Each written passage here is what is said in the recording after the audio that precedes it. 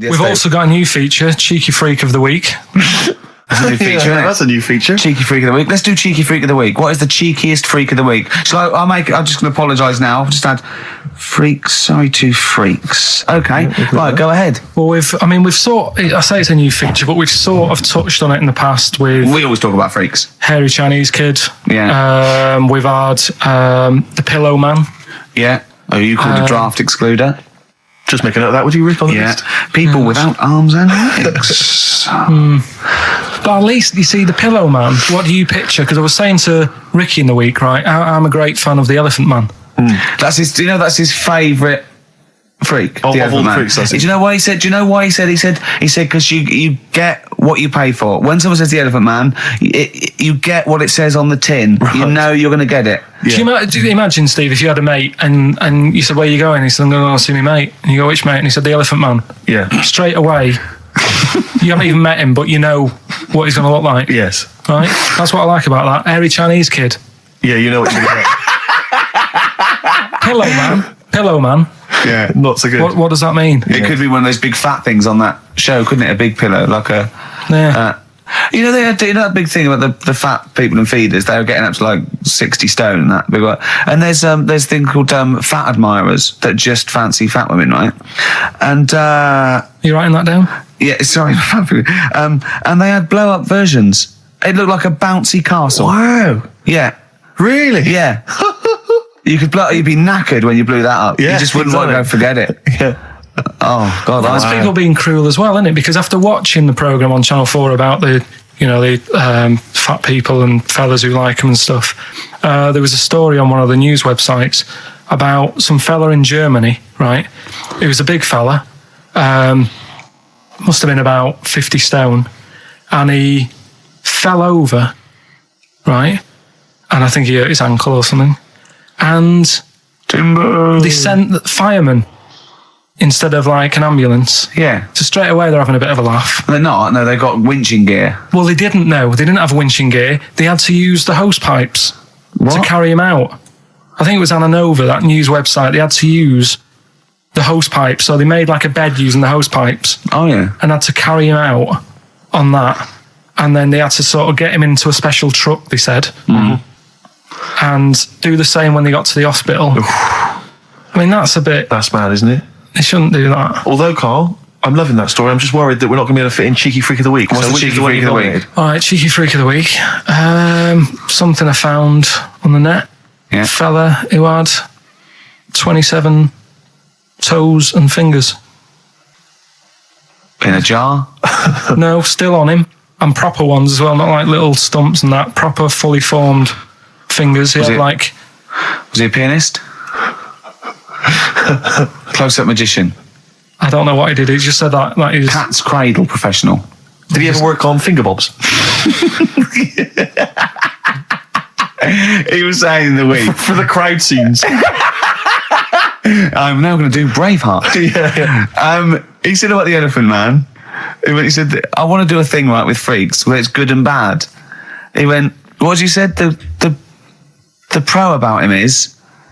What about the fella with loads of fingers? Or no, the Elephant Man.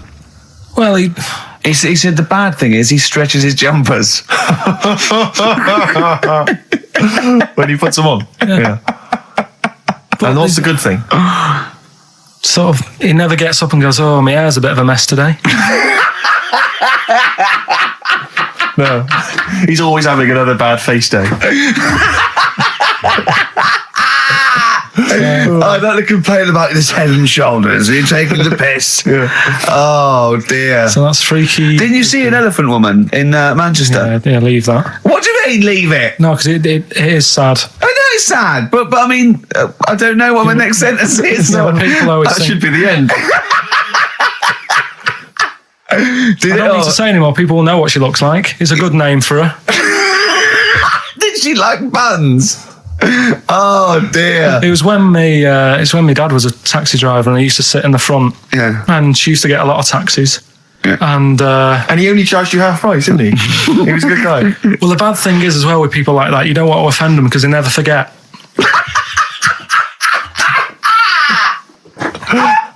Oh, Carl! Carl Pilkington. I was sat in the front of the cab, and my dad goes, "Right, we're going to go and pick the I can't even tell you the name. These guys, it's just evil. Right? What do you mean? No, leave it. So she's got. No, Carl, please. tell me what he said. No. You've already stitched him up. He's Stephen things from Little Welsh I don't Fellas. care. Right, what did he call her? Steve, back No! up. I really Carl, don't want to be to. fair, our opinion of him is already pretty low. Look, tell me what he said. No, it's not. I'm scared of what my dad gets. It's the person who's got the She's thing not wrong. listening, is she? Well, her headphones wouldn't fit on her head. Tell me what he called her. I don't want to. Tell me what he called her, Carl. I'm getting angry, man. Tell me what he called her. No, I'll leave that. Honestly, Tell me what he... It doesn't matter. Tell me what he called her. Carl, just... I'm going to go... Seriously, I want to know what he called her. Right, you're not going to stop this show. We're not doing the next show until you tell me what he called her. What did your father call the elephant head woman? Tell me. Spudhead. How old were you? I don't know, about 9. Did you laugh? So did you expect to see a potato with a dress? He did sort of, again, it's a good name. Do you know what I mean? I had an idea of what it was going to be about, and he said, do you want to stay in the car, I'll take you home, because you She's can't. spudheads, you got lovely eyes. Can't. Come on, man. That's it, by the way. Is that all of it? Cheers. Goodbye. Brilliant. Well, let's end with LL Cool J. Yeah. See you next week. Last night we were sat in the pub and I was saying, right, let's not even worry about new features then. Let's get the current ones, going. Like Getting what? Good.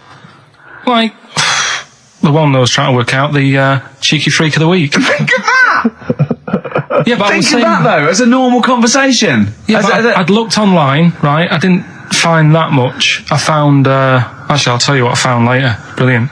We're looking for them, right?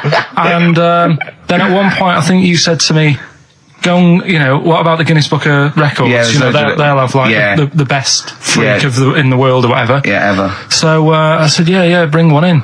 Now you've got one at home. Yeah, I got a But you couple. couldn't be bothered carrying that in today, so I had to go out of the pub that I was at, Yeah. nip into Borders, Yeah. buy a Guinness Book of Records, Yeah. out of my own money, $18.99. Yeah. Bring it back, and then you said, I don't know if I want to do this feature. So it cost me 20 quid for that. I had to buy a video for Silence of the Lambs film clip. I'm actually out of pocket at the end of this. Just looking through the Guinness That's Book. still the funniest thing, isn't it? Squeaking at someone when they got a cup of tea.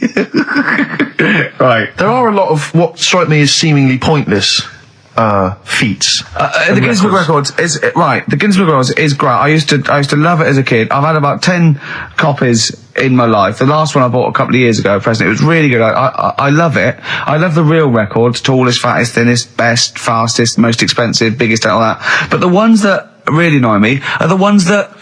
The reason these people are in there for it are the only people that tried. What, yeah. Like, the milk bottle on your head. Most watches eaten. I just found that one. Kim Sung-do from South Korea ate 5 watches, the entire watch with the exception of the wristband, in a time of 1 hour 34 minutes. What do you make of that, Carl? Made him regular. Come on. How did they time him? Most live rattlesnakes held in the mouth. 8 live rattlesnakes held by, it just says an idiot. Yeah, this gives you an idea, Carl. Talking of idiots. Do you want to get into Guinness Book of Records? No. Carl, come on, that'd be brilliant. There's things in there that are just absolutely anyone could do. Like that one in Big Brother, I was watching it, and it was balancing sugar lumps. I want to go. How many people try that? If there's schools around Britain going, listen, we've got to get in the Sugar Lump Award. It's grassroots level. There's not enough kids balancing sugar lumps. How can we compete in the world market? I was looking at it last night, and there was one about the farthest that a dog swam. I think it was something like 9 miles, but it had no choice, did it? Do you know what I mean? He took it out to the Atlantic or something, and so it didn't want to do it. Threw it in the water. Yeah. So it's not all right to put it in a bin bag and chuck it in a canal. No. But, it's for a world record. Yeah. 9 miles it did. Oh God. Possible ones that you could do, Carl. What's the most Forrest Gumps fitted in one wheelie bin? What about this one for you, Carl? The record stands at the moment for most arrows caught by hand, but that's quite tricky. So what about most arrows caught by head? Yeah. And you would just fire arrows at your They head. wouldn't. It would just skim off him. Do you think so? Yeah, the roundness. It would never actually get any sort of connection. Fastest human crab. Could you do that? I'll do that. Can you What's- form the crab? Can you do that? What's that? It's just like bending over backwards No, and I running. can't do that. No. Right, what about What would you be good at? What about hamburger stuffing? Oh, right, Carl. All right. In the mouth, you mean? Well, it says the record for stuffing the most regulation-sized hamburgers, including buns, in the mouth at one time is how many? How many hamburgers with buns in the mouth? This is just... You're not swallowing anything, you've just got stuffing in your mouth. You'd be so good at this because your shape of your head. You've got a shape... His head's just like Hamburglar. You'd be good at this, man.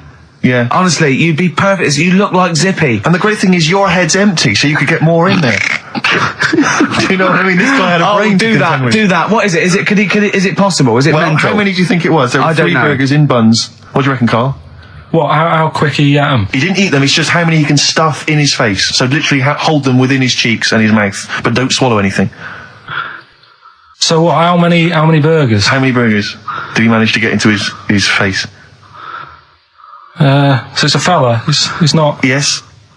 About 5? No, 3. Is the world record. 3 is the world record. How big are they, though? It just says regulation size.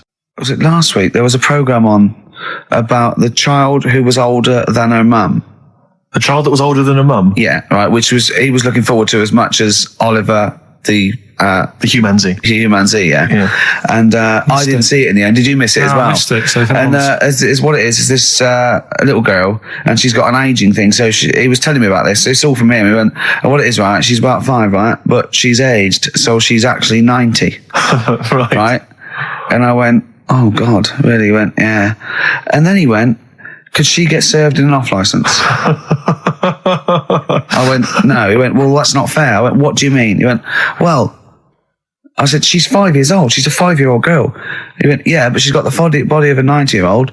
So, oh God, let her have a fag. Wouldn't you let her have one if she... If she asked? Yeah. If you worked in an off licence and she wandered in, right, and... So she's 2'6". Well, I don't know because I haven't seen it. I don't know that much about it. Yeah, she's a 5-year-old. She's 2'6". It's just an aging process, which is a degeneration of the cells, like what aging is. It doesn't mean she grew into a 90-year-old woman with a scarf No, exactly. going around the streets. What did you imagine it looked like? I don't know. I mean, she's aging fast, yeah? Yes, but it's more to do. It's not. Yes, yeah. Because it was saying that her mum and dad are pretty stressed out about it, and I kind of thought, well, you'd be forever buying birthday presents. It's not like she's morphing through various ages. Like, my God, look, she's 58 today. 59, we can't keep up. Well, how's it It's work? not that. It's not like she's got... it has the same effect as aging on the body. So at a cellular level, there's a degeneration as quick as if she'd gone through. I don't know. I got this from you. I'm guessing, Carl. It's not like she's watching Top of the Pops one week and she's loving it, then the next week she's going, I can't understand what they're saying. Yeah. It's not like music it's all in my bland day. dance. I remember. I remember when I was 4.5. They were real bands. Now, that S Club 7 were excellent. Yeah. But what's this tripe? S Club. But if she wants a fag...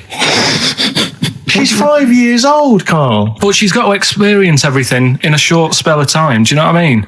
You've got time to sort of... I think you're thinking of her life like that Fatboy Slim video, where it starts off as something crawling out of the sea and then it evolves really quickly over 3 minutes. I think that's not the case, Carl. Her mind isn't... She isn't aging in her mind at the same time. No, she's not living a whole life in 3 weeks. It's just her body is degenerating quicker than it should. So if you worked in Odd Bins, you wouldn't serve her with a bottle of wine? No, I probably wouldn't. Well... Unless she had some ID, which That's would a probably bit cruel, be fake. isn't it? I said, well, on that and on top of all her other problems, he wouldn't even give her a glass of... Yeah, a bottle of wine. And her ID wouldn't look right because she's aging all the time. The photo would never match. Yeah. Look at my hair there. That was last week. Well, it was 2002. Exactly. We don't know enough about it, so... No, I haven't seen it, so maybe we should apologise because that could sound callous and cruel because I don't know what the whole... It was just the title. The vibe of the... Yeah, I know the title that excited something you. like, I'm older than my mum. No, it's the child that's older than her mother. Well... Yeah. So that was weird. There was some good stuff on in the week. You missed that, didn't you? You didn't watch that? Didn't see that. Saw... Maybe someone have it on video for you. Yeah, if you taped it and, send it in. Watch it on fast forward, she'd really age then. Imagine that. Whoa! Carl just remembered we've got Cheeky Freak of the Week to fit in. I don't know what to do. What's your Cheeky Freak of the Week? Quickly, just throw that away. Right. Well, it's just like, we look at cheeky freaks. Is this show offensive in any way to some people, do you think? Ding dong. Got any buns? Oh, it's the Elephant Man. Go on. Right. Well, it's a bit of a problem for you, this one, Steve. Right. I'm chucking it forward to you. Remember the Cheeky Freak of the Week that we were talking about? That illness where people age quicker. The 5-year-old girl that was older than her mum, and he said to you, what, if you ran off like you wouldn't serve her fags and beer? And you went, no. You went, why not? And you went, because it's a 5-year-old. Yeah. Right? You went, oh, she's got enough problems. Give her some fags. You remember that, don't you? Sure. Yeah, right. So another dilemma for you, right? Picture this. You're running a restaurant, right? Door goes, right? Few people. Most of them look normal. You notice the woman at the back, crawling on all fours. Top half is woman, right? This is real. This isn't like a comic or anything. This is on, yeah, on the internet. I've seen it. They're called dog people, and her legs just come straight down. They're like little twin legs at the back, and so they walk on all fours because it's easier. Dog people, right? Yeah, not dog people. They're human beings with deformed back legs, so they walk. It's easier for them to get around like that because they can't stand up because they can't stabilise, and also it comes straight out of their hips. Right. So you're running a restaurant. It's a busy night. You haven't really got time for any hassle. She comes in. Would you serve her? The premise being what? That he doesn't serve dogs? Because the restaurants don't allow animals in. Right. So it's a dilemma. It's not a dilemma. She's not a dog. She's a human being. Yeah, I with put a plate of meatballs on the floor, and she tucks in, and a little glass of, a little bowl of wine next to it. He turns round. There's the woman older than. Get away from that plant.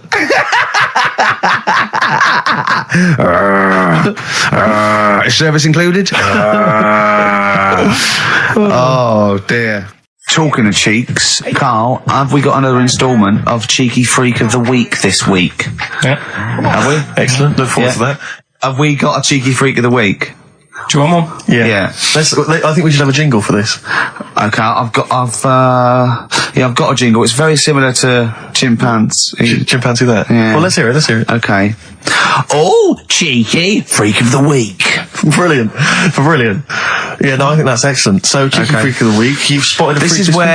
This is where somewhat, I think, offensively, you pick on someone who's not like other people and say it's your favourite freak of that week. Yeah, I remember we had the woman whose legs look like the hind legs of a dog. We've had the little fella with the aging disease with the little head playing the piano. That was your favourite. I think that's your probably freak of the year, isn't it? It's a pretty good one. So what's this? Is it a man with a horrendous injury, or is it a congenital birth defect, or what? Yeah, but you put it like that, and now it sounds like I'm being tight. It sounds like I'm being out of order. But I'm just giving him a mention. Just giving him a big shout out. Right. There's quite a lot going on in the freak world. There always is. You've been visiting hospitals the last week, have you, when we were away? No, there was a thing on a website. This isn't even the one that I've picked, so this is just a bonus. This is a bonus freak. Yeah, go on then. This is a free freak. Right? It's a fella called the Lobster Man. The Lobster Man, of course. Again, good name. You know what you're going to get. Yeah. What are you going to get? Some succulent meat. I like the idea that the vicar on the christening suggested that. I know you want to call him Mark. Can I make a suggestion? Yeah. Look at his hands. What's his name? Mark Michael Webster. Right. Right. Have you thought about a nickname? Not really, no. Have you looked at his hands? Yeah, we don't want to talk about that because do you know they look a little bit like lobsters? Well, yeah, but it's quite deformed. It's like, we Can I suggest Lobster Man? That's terrible, Vicar. That is terrible, Vicar. Pidgey. Go on then. We're going to see. This is what the sort of feature you come up with, Carl. So, Lobster Man. There's probably people listening now with, lobster feet. Right. Lobster hands. So, Squid Boy. So, Lobster Man, what does Lobster Man do? Does he fight crime?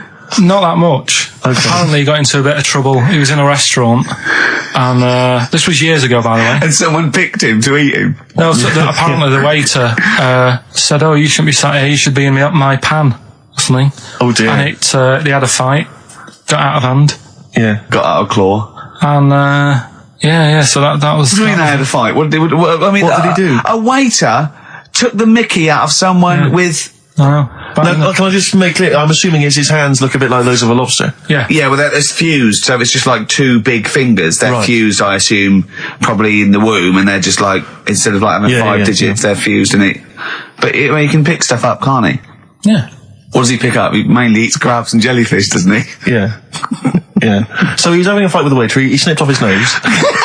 Right, so anyway, He just held on to the waiter's bib. Yeah, And the waiter was screaming, "Go and get him off me." Yeah. So anyway, does he eat other lobsters? Does he typically would eat lobster? Or is it kind of... would he feel bad about eating lobster? Right. the little cheek of the freak that we've gone for anyway. The what? The little freak of the week, cheeky freak of the week.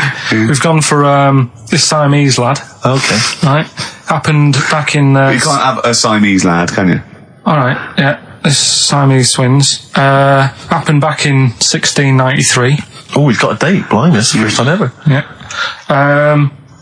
and all it was, he was doing all right for himself. He used to go on those circus things he used to do. They're two people you're talking about, Carl. So we're going to him. All right then. All right. They did this circus show, right? Yeah.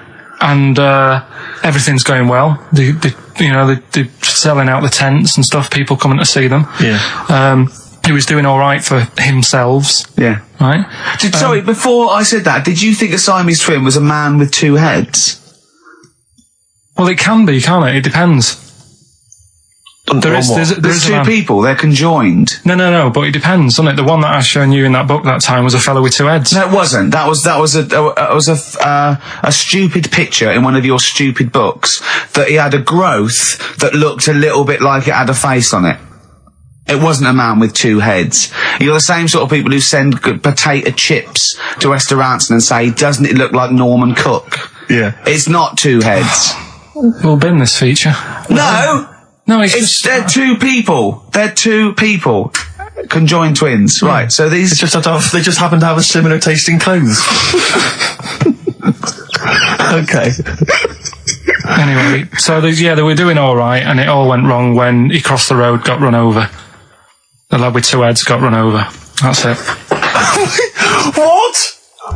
How is that cheeky freak of the week?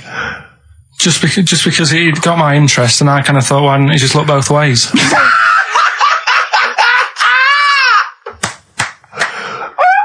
I'm intrigued to know Why wasn't he looking both ways? I'm intrigued to know how you get run over. What was it, 1629? Yeah. Well, it's horses and that, wasn't it? Yeah. Oh, why wasn't he looking both ways?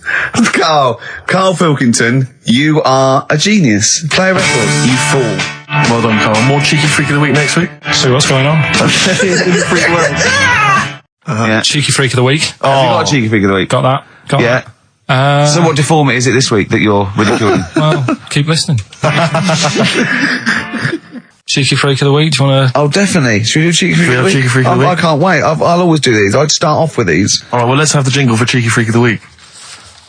Oh, no. Do you remember it? No. I remember it. Oh, cheeky freak of the week. Brilliant. Something like that? I want some more though, because that was slightly half-high. Oh, cheeky freak of the week. Excellent. Right. This we're going back again. Yeah, 17th century? Well, it was 1829, right? Oh, I'm impressed.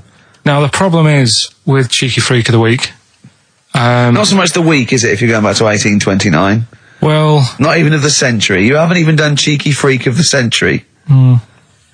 there's What's the problem with cheeky freak of the week? just because. Other than the sort of moral implications. Yeah. Well, last week it was a fellow with two heads. Yeah. We've done Siamese twins. It's Siamese twins again. Oh, it's No, it was Siamese again. twins. It wasn't a fellow with two heads last week. It was Siamese twins. Conjoined twins, sorry. They're two different people. This is what I'm telling you. But this is the problem. They're going to crop up quite a lot just because they've got double a chance. All right.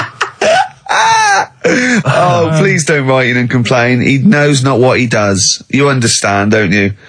Carl will actually feature one day in this section. Yeah. So Right, go on, Carl. We're going back to 1829. Yeah.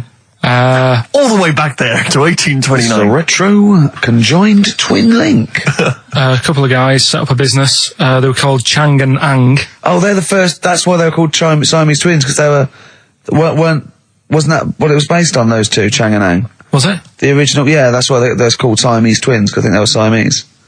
So these are the first ones. Well, not the first ones, but they're the ones that got to fame, I think, and why people started calling them. So people started calling conjoined twins Siamese twins. I think I'm right there. Anyway.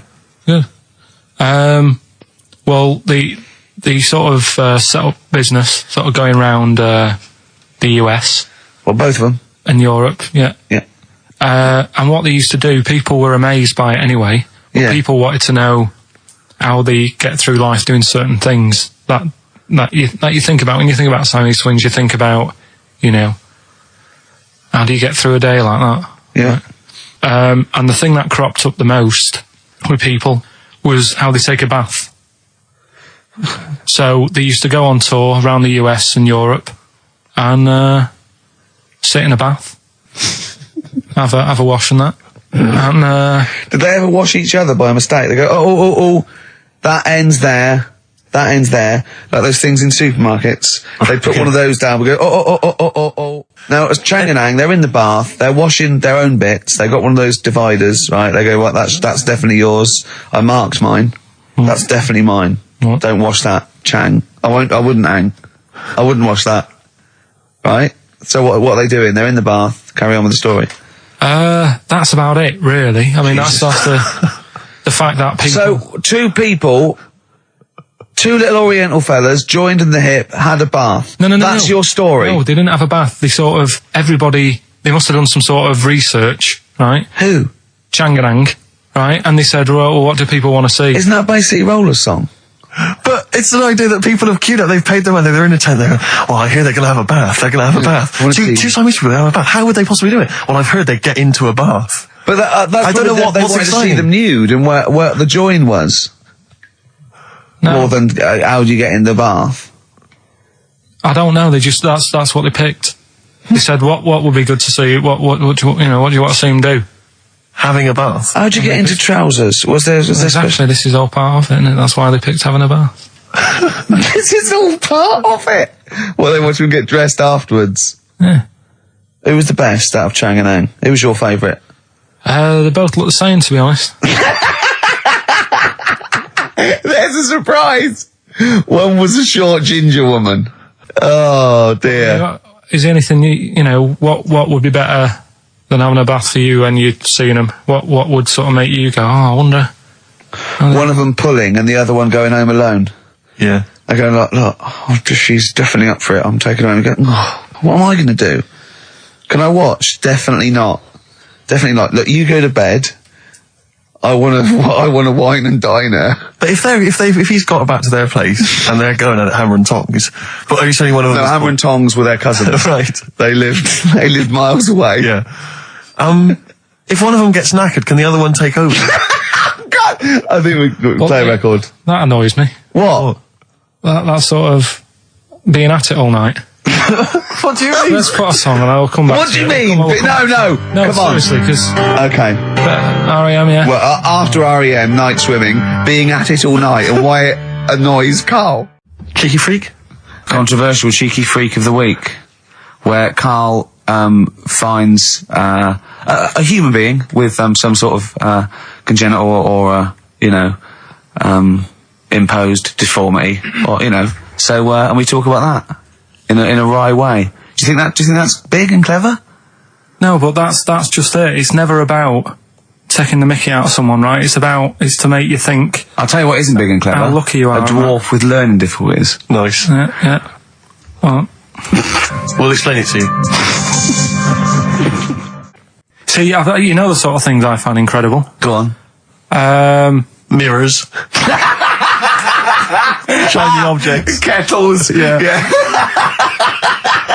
Oh, God. Well, listen, remember the time when I tell you about the baby that had a baby? Baby that had a baby. The baby that had a baby? Yeah. It's happened again. No, it hasn't. Well, it didn't happen the first time. It was in the papers, I think, on Monday, in all the tabloids. So it's a twin where one has grown and the other one is still at a fetal level. No, it wasn't though. It had grown. He was saying to his mum. Who was saying to his mum? The little kid who was 7 years old, and he kept saying, "Yeah, he was pregnant." And he was pregnant. Yeah, I know. What do you mean? And he was saying to his mum, "Oh God, I don't feel well," and like his belly was all swollen, and they thought he'd just been eating cake or whatever. And he was saying, "I can feel something moving about," and they were like, "Stop messing about. There's nothing wrong with you." Eventually, I think he was in gym at school. In Jim? What, Jim was pregnant with him? Oh no, it was like a Russian doll. He was at school, right? Just about to do sit-ups or whatever they do at school. Yeah. Right? And flew out across the room. Teacher goes, "You're a bit fat." You look a bit pregnant. And so best thing to the doctors took him, said, "You're 7 years pregnant," or something like that. What? Yeah. What? Or something like that? You're 7 years pregnant. Or something like that. You see the doctor. Carl, why don't you think about what you say before you say it? See the reaction I get. Now the gazelle, I didn't get excited like that. 7 years pregnant. Send it in. If someone's online at the moment, just having a look around, it happened on Monday or Tuesday. Because I told you at the pub quiz, didn't I, Steve? I said I know the baby's had a baby. Yeah. And you were like, yeah, whatever. Well, I just thought you were talking nonsense as ever. Well, we'll find out. You're 7 years pregnant. Yeah. You're a fool. Play a record. Well, we've still got stuff coming up. Monkey news? Rockbusters answers. We'll have to get that out of the way soon, because we've got What else is there? Have we got a cheeky freak of the week? Yeah. Brilliant. America by Simon and Garfunkel on XFM 104.9. I'm Ricky Gervais, and I understand I'm about to read my words, Steve. Well, once again, there's always someone, and it looks like it's Mike Lamb who has come to Carl's rescue. Lambo's let me down then. Doctors have removed a 4-pound baby boy from the stomach of his 7-year-old twin brother. Yeah. Alan Jan Niamatilev was born with the freak fetus growing inside him. For 7 years, it lived like a parasite until a school doctor became alarmed about Alan Jan's bulging tummy and took him to hospital. Surgeons who gave him a scan operated immediately, unaware that the baby was attached to the boy's blood vessels and still alive. They saved Alan Jan from certain death, but knew the 8-inch fetus was doomed. So there we are. Boy pregnant with his own twin brother by Barbara Davis. That was in the Mirror, apparently. So I've read on, and all the facts are right. They took him to school. The parents didn't realise. And that isn't even this week's Freak of the Week. I mean, that's you still got to that for come. free. You got that. You can have that. That's the free freak of the week. Free freak. That's giveaway. That's like 13.5% extra. Yeah. You know what I mean? That you might get with hairspray or something. So that, I mean, if that's just the throwaway freak of the week, there are 2 freaks of the weeks there. If those 2 freak, I can't wait to see what the actual freak of the week is that people are paying for. Is it incredible, Carl? I'll tell you what. Something else you can have for free. Go on. Another sort of freaky thing, right? I was watching this program in the week. Right? What? I don't know what it was. But it was about, I just saw this little fella on it, right? What do you mean, little fella? He was doing this history thing, Oh. right? Yeah, I know what you mean. So, is this he's found out that a Viking was a bit like him? Yeah, that's it, yeah. He was boneless or something, or he's... Well, that's the weird thing. What do you think of that, Steve? He's what? He's boneless? No, he was called Harry the Boneless or something. Yeah, but you know what you're going to get there, don't you? That's what I mean. Always have a name, Elephant Man, you know. Harry the Boneless. Where is he? You know what I mean? I'm meeting someone, waiter, what's his name? He's called Harry the Boneless. He's over there flapping around. Yeah. He's over there in the bucket, having noodles. That's what I mean. But, do you reckon you could do that? Do you reckon you could have your bones taken out? I love talking to him! He's brilliant, it's like talking to a 5-year-old. I was asking Suzanne when she was watching it, and she was like, ask me later. Yeah, brilliant. She wanted to know about, What did you said? You were watching this programme about history, right? About Vikings. Something like that. You turned to your girlfriend and said, do you reckon you could have your bones taken out? Yeah. I love that. What do you think? That is why you are my favourite What do you mean you think you can have your bones taken out? Firstly, why would you have your bones taken out? If you've only got a small flat or something, and there isn't much room, Yeah. right? And what I mean is, would all your organs still do the stuff? No, they wouldn't. You'd just be mush. Listen, I'll teach you something now, right? The skeleton, right? Spam, yeah? Support, movement, anchorage. No, support, protection, anchorage, movement. Spam. That's what the bones do. Yeah? You couldn't stand up. You wouldn't be protected because they protect his rib cage, skull, of course, anchorage, everything holds onto it. Every muscle is tethered to pull against something, like a crane, a pulley system, so you wouldn't be able to move at all. Do you know what I mean? So you'd be in a bucket. There'd be you'd die immediately, obviously. No, you can't have your bones taken out, Carl. I mean, why do you need to ask that question? Sorry, but Boneless Bob, or whatever his name was. Harry the Boneless. he presumably didn't have any bones. I mean, that's why he had that name, obviously. No, he did. No, he's got the name. Yeah, exactly. No, he was just... I've had an email here from Graham, old Ken Rowe. He just says, I had a dream about Carl last night. Can I sue? I've no idea what he looks like apart from the baldness, and yet he turns up in the middle of my dream. I don't need this, it's harassment. Yeah. But people are having dreams about you now, Carl. You actually, it's like you're one of something that was created by the Brothers Grimm. So, Carl, so this little Harry the Boneless, what was your point? Was that really your point? You wondered if you could live without bones? Yeah, I saw the little fella on this programme. And the presenter? Yeah, and he was a small fella, and he was talking about Harry the Boneless. And I thought, that's interesting little bit of science stuff. Yeah. Yeah. Well, yeah, that's about it on him, really. All right, well, that's just another bonus cheeky freak of the week, isn't it? That's not even the freak of the week either. No. That's still to come. So you've had a pregnant Siamese twin. I know, it's been mad in You've had a boneless fella and another fella talking about him. They're not even involved in freak of the week. No. This is getting mad. Play a record. Let's play a record. Let's have cheeky freak of the week afterwards, shall we? Yeah. Current single from Nick Cave. Can we do monkey news first? I'd rather have a cheeky freak of the week. So, Carl, off you go. Well, we're not going to do freak of the week here, okay? Right? Because we've done quite a bit of that in the last 20 minutes. Right, so we'll move on freaks, you think? Yeah, sure. We'll just shift it a little bit. Okay. And I don't, like I keep saying, don't want people to be thinking we're sort of taking the mick out of anyone.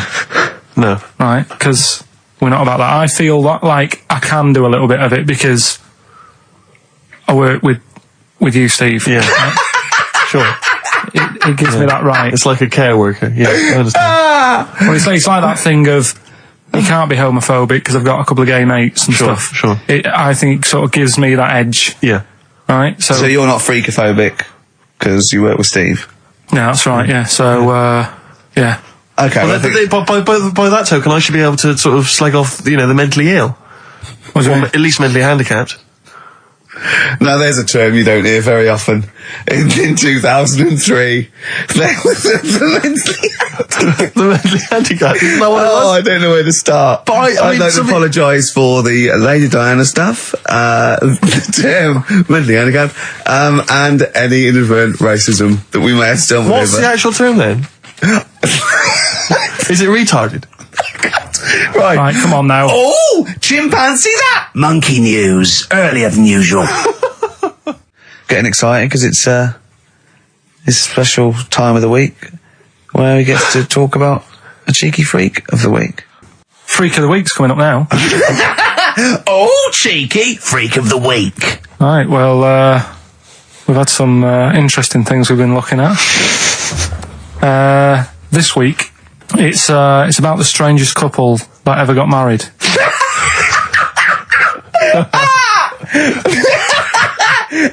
and we've had 2 sets of chimps, so it's stranger than that. Oh, it's not Dale Winton and Neil McAndrew, is It's it? not your parents, is it? Well, we're going back again to I think this is about 19... Something like that. 1940. Yeah, whatever. Yeah, whatever. Yeah. Strangest couple, a fella, right? He had the skin of a lizard. He had the skin of a lizard, okay. And the woman who he Which he married... used as a condom. The woman who he married. Yeah. Airiest woman ever. Right. And that was their act. They used to tour the world, and they'd say, it's like, a couple who've met, they're having a great life. Let's get them out on stage, here they are. And they'd what do you mean he had the skin of a lizard, first of all? That's what he said. He had some sort of some illness. So he was called Lizard Man, and you like that because it was a good description. I thought that's good. I'm here. Hello. Dude, we've booked a table for 2. Who are you meeting? I'm meeting Lizard Man. Oh, he's over there. Yeah. You know he is, right? Yeah. I'm meeting the hairiest woman in the world. She's over there. Yeah. Yeah. So what did they do for their act? Hey, bear in mind that we had some Siamese twins last week and their act was having a bath. yeah. So I hope it's an improvement on that. What did Lizard Man? He came out and ate some flies, did he? I don't really know. I just think they stood there and that. Yeah, when you read this and it goes the most interesting fact ever, Lizard Man, and you go, that's enough. That's enough. I can extrapolate from that. Well, straight away I start thinking. I'm thinking, right. I wonder if they got the wedding photos. Right? And then, like you said, that they had a kid. Oh, what would that be like? Exactly. It'd be like an ostrich, wouldn't it? It would sort of like... That's what I was thinking. What did you think it would come out like, the baby? I didn't think what that looked like. I just was thinking, parents' evening. Do you know what I mean? You wouldn't want them coming up to the school, would you? So little Johnny, who starts off relatively normal, he's quite good at, he's good at nature, isn't he? And his mum and dad come into the room and they'd be looking around, wouldn't they? Well, it's always like that thing at school when, like, you find out your mate's mum and dad are really old. Right, Have you ever seen that? Yeah. When you go, your gran and granddad bought you? Yeah. Your mum and dad. Yeah. And you go, oh. It is weird. What's that we're talking about? He calls him mum. What was that? Oh, sorry. Do you know what I mean?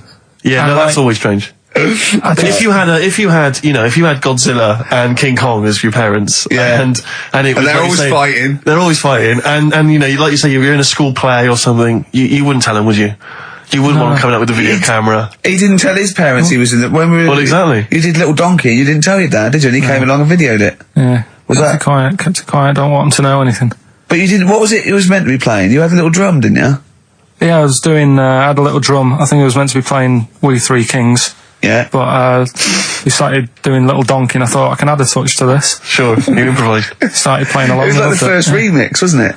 It went down well. But yeah, that's all I was thinking with the Freak of the Week this week. That's what I'm saying about Freak of the Week. It's to get people thinking, right? Thinking how lucky they are. That, they don't have to... Comb their face. What are you talking about? What do you mean? Freak of the Week is to let people know how lucky they are. Just... What about the little freak you're talking about? What are they thinking? They're going, oh, he's talking about me. I'm a little hairy lizard man on a stick. Pop in, give us a call. I thought, that's what I'd like to do on a TV programme. That's what I want to do. I want to go and meet these people and say, right, let's just go shopping. Let's, we'll film what your normal day's like. Yeah. Let's pop out, nip into Sainsbury's or whatever. Yeah. Buy a comb. Park right up close to it. You know what I mean? Yeah. So what you're saying is you just want to get a little message out there, which is that there's always someone worse off than you. Well, there's proof of that in this room. You know what I mean? Oh, Carl, when's your train? In a minute, I'm going to get going now. I'll see you later. Thanks, Carl. Brilliant. What are you playing? You can play a song? Kirsty McCall. Yeah. I'll see you later. Kirsty McCall, New England. Karl Pilkington has left the building. He's rushed away. He's on his way down to Cornwall. And we're left by ourselves. Indeed. In the room. See, if we can do this... If we can press all the buttons and not make any mistakes, strictly speaking, there's no need for Carl. I don't mind if we make mistakes. Well, no, exactly. We never were in the old days. No, sure. I think Carl is going to love Cornwall. Because I think, one, the mayor is probably an animal. Yes. And I imagine the townsfolk think like Carl. Yeah. Do you know what I mean? I imagine he'll stay there. He'll be made king. Have you ever seen Return of the Jedi? In Return of the Jedi, the Ewoks, the little furry creatures, they see C-3PO, and because he can talk and he can speak their language, they actually elevate him to godlike status. What are you doing here? Hooray! He's back. What are you doing? You could have stayed till the end. I'll see you later. What are you doing? What are you doing? Right, well, there he is. He's on his way. Yeah, if you're listening online in Cornwall, I mean, I can't imagine that's ever going to happen. But on a clothesline with a bean tin at one end and a big bean tin in London. Or if I'm cool in London. Yeah, or if the foil helmet you wear to fend off laser rays from aliens out of space are somehow picking up the show, then Carl's on his way. Look forward to meet the bold one. Because he's got a sort of the obligatory sort of red face that would go well down there now. Because I think he's been out in the sun, or he was pre-boiled when he came in. But he's rushing down to Cornwall now, going from Paddington Station. So, if you're in the Paddington Station area, you want to pop down there and sort of wave him off, then do. Yeah. Don't be afraid. That's not a dirty sexual act. Wave him off. Yeah, I'd love to wave him off. Did you have a good holiday, Carl? Yeah, it was alright. It's alright. Went down to Cornwall. Now you're going to the monkey some odd people down there, Steve. Well, don't look at me. I'm not from Cornwall. Well, you're from that sort of area. Well, not really, but never mind. Genetically, he means. Right. They're weird. Well, you must have slotted right in. What are they weird? What do they look like? It's all sort of odd people. A lot of old people, but not just old, sort of messed up old. What do you mean messed up old? You can't just say that. There was a woman with a funny neck. Okay, in what way was it funny? What did she have a funny neck? If you were writing an essay, you wouldn't say there was this woman with a funny neck. How would you describe it? She sort of had her head pointed down all the time. Like Don't do it. It's his radio. no, but just for you, I do like that. Walking about like Yeah. Okay. Right. So brilliant. that. I don't know. I was saying to Susan, I'm not what happened. What do you think? Because Suzanne knows everything. That's the good thing about her being with you. You just ask her what happened to her, and Suzanne goes, "Carl, I don't know. Yeah. I haven't been here before." Suzanne, your girlfriend, or mummy as you call her. Oh, sparks are flying. Yeah. I got a little bit of chocolate. Can you just lick a tissue and wipe it off? Oh, She said it might have been because back in the olden days they carried stuff on the. the olden days. What do you mean the olden days? This woman was probably what, 50? No, she looked about 70. Yeah. But like I do on Cheeky Freak of the Week, right? I always turn it round and we get something good out Something of it. positive, yeah. I said to Suzanne, I bet she finds a lot of money. Yeah. Always staring at the ground, yeah. Oh, So dear. it was always good. So, you're Maybe back. she just had new shoes and she was admiring them. Yeah. Did you think of that? Before you point the finger and judge? Or a necklace was too heavy. Exactly. So, you're back refreshed. Right, come on, Carl. We've got a lot to fit in now. We've insulted a lot of people. Only about 25 minutes to go. We've got monkey news. We've got Rockbusters. Have we got a Cheeky Freak of the Week this week? Could cram it in, see how we do. Do we want it? Well, me and Carl got a joint favourite lyric now. I love you like a fat kid loves cake. Yeah. That's great, isn't it? But, I mean, I like it because it's funny and humorous and cheeky. You like it because it means something, don't you? You think that's the absolute truth. If someone was to say that to you, that would be the most romantic thing they could say, innit? Because it's... I don't know, I'm just thinking that's, what it means. It's like the Elephant Man, right? The Elephant Man, that's what he's called. Again, you know what you're going to get. The fat kid loves cake. You've said it all, you don't have to say any more. I can't believe it. I'll tell you what made his day the other day. I love it. Jonathan Ross said The Elephant Man is one of the best films ever made. Yeah. Endorsed by a celebrity. I know. Well, by a film buff, really. It is good though, isn't it? It is a very good film, yeah. We have got Cheeky Freak of the Week. Right. There's been It's on the subject a of lot freak. of stuff going on this week. In the freak world. Yeah. Is it really? Yeah, there's loads.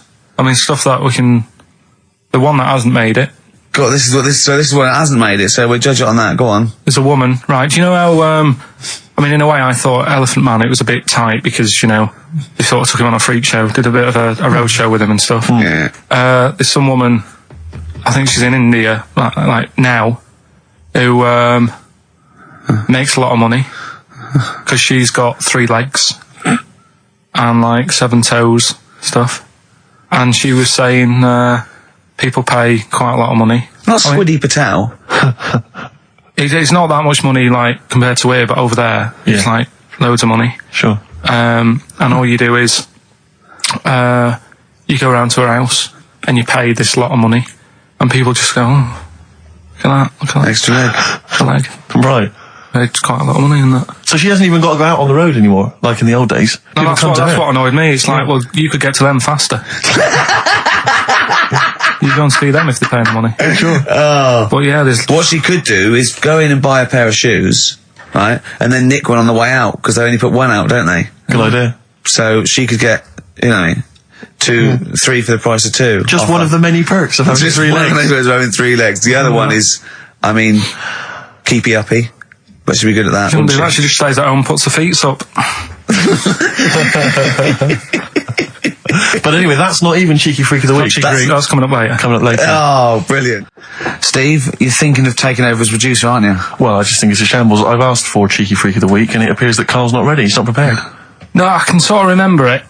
He's just, I like to have all the information. Contempt for But the you've just listener. you've just had a whole bunch of adverts and placebo in order to get it ready. We're shouting, we're having a shout and that. Right, do you want to sort yourself out in future? Yeah, that's what we were chatting about. Someone emailed in about they watched the £200 Tumor thing, and when it was removed, it was carried away in a wheelbarrow, right? Carl said, what, even when she had it removed, she still carried it round in a wheelbarrow? And he went, I thought it's sort of like she'd become attached to it. You definitely are my favourite thing in the world. It's great. Look at the way he's looking back. But I think they're all the same. The people, I have had more emails about people saying I watched the £200 Tumor and I shaved me arse than anything else. When we ask questions about science, we talk, yeah. Nothing, high silence. concept, we talk about political issues. One person emailed in, they said, I tuned into the £200 Tumor documentary. It looked disgusting, I couldn't watch for long. What were you expecting? Yeah. They might sing and dance? Do a little show for you? Anyway, so these are really your listeners, Carl. Now, I think do you know what I mean? You sort of, you find your niche, you attract your. I think me and Steve are pretty much just here. I think the people that we had in the early days, Rick, they've long since abandoned us. They jumped ship. They've got jobs. Yeah. They've got jobs. They're out now. They've been released. Exactly. Yeah, they're getting their life back together. Carl, what's the situation with Cheeky Freak? I've got like a couple of bits. Like I say, I haven't got the in-depth stuff that I know. Oh no, because usually it's it's Heavily pretty scientific. researched. Exactly. Yeah. Do the jingle. We've come up with a new one, haven't we? Well, the freak, say chic. Cheeky freak of the week. Right. Well, couple of bits. I don't know which one to use as the main feature for this week. It's not good, is it? Well, there's been another one born. Little kid. New one. 4 eyes. Insult. It's a guy who wears glasses. Come on. 4 eyes, 2 noses, 2 mouths. That's weird, isn't it? This bloke, did he also have 2 heads, 2 bodies, sort of born sort of slightly separately? He wasn't stood next to a mirror. No, it's weird, that, isn't it? That's all you've got. I love that. That's weird. That. Imagine the doctor said that. Well, Mrs. Parks, kid's got 4 eyes and 2 noses. Weird, isn't it? Any clues? Any clues? So that's it. That's all the one. information. Well, I'll tell you what, that shouldn't be the main one. Okay, I've answered but it. Like I say, what's the idea of this feature? What do I say all the time? Don't know. I always say, think about it. Think about what that would be like.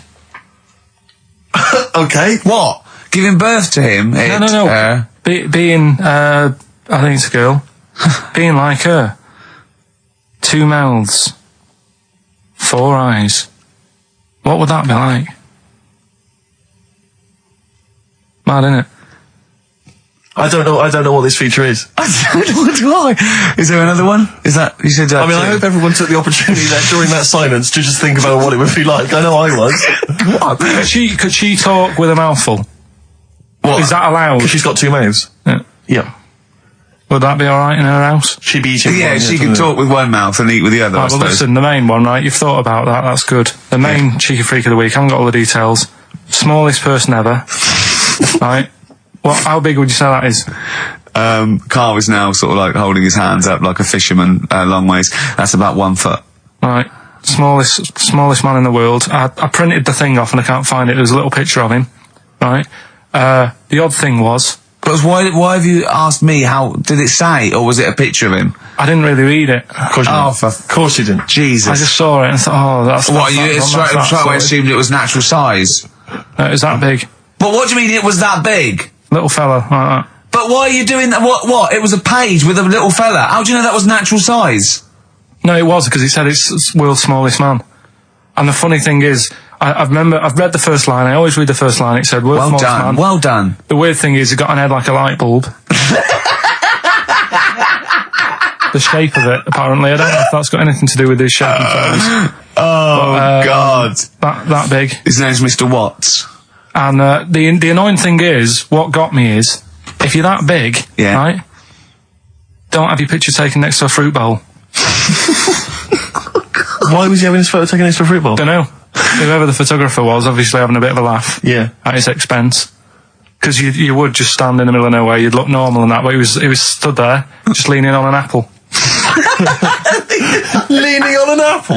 What is this? In what world do you inhabit? This was on the internet. And I printed it off. Leaning on an apple? Was it Tom Thumb?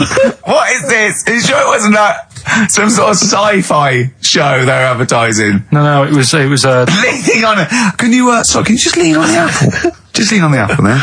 Do me a favour, you stand next to my chihuahua. You're not taking the piss, are you? No, not at all, no. Would you mind leaning on this matchbox? Yeah. Leaning on an apple. And that's what, so just said there's the world's smallest man leaning on an apple. smallest man, said about his head being like a light bulb. I don't know what that meant. And I just thought, right, that'll do. That's that sort of Cheeky Rig of the Week done. I think that was on like Monday. Right? I found that. I thought that's done. Printed it off. Forgot to get it off the photocopier.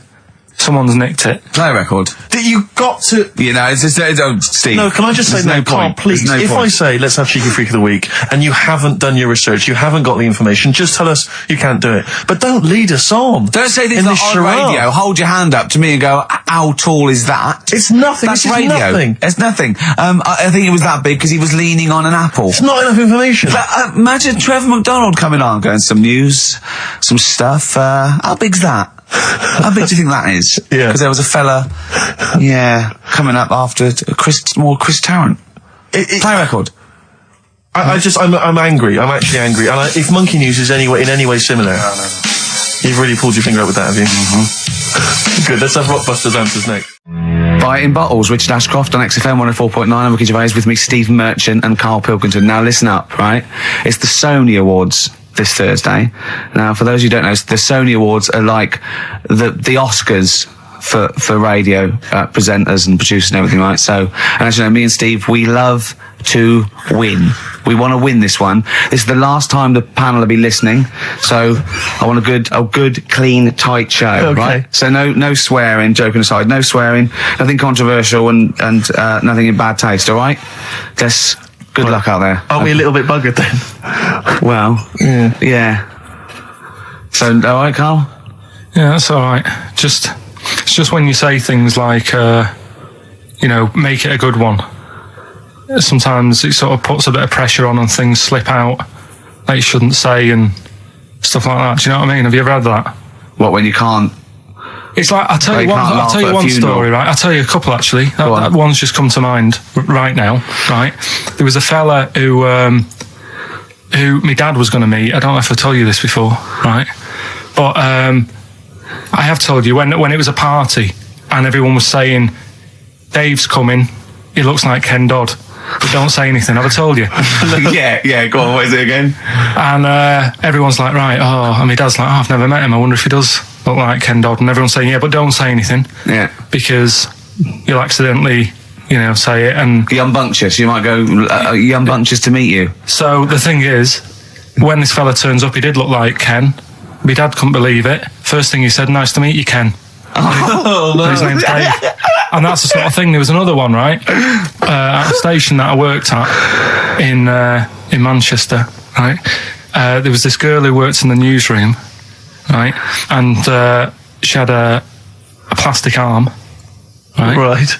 And this presenter, nice bloke, he didn't, he's not out to hurt anyone, went up to her, sat down, was chatting for a bit, touched the arm, said, what lovely skin you've got. What did she say? I mean, she's probably used to it, so she wasn't bothered. And then, right, this is brilliant. This is a sort of gaff he made on air, right?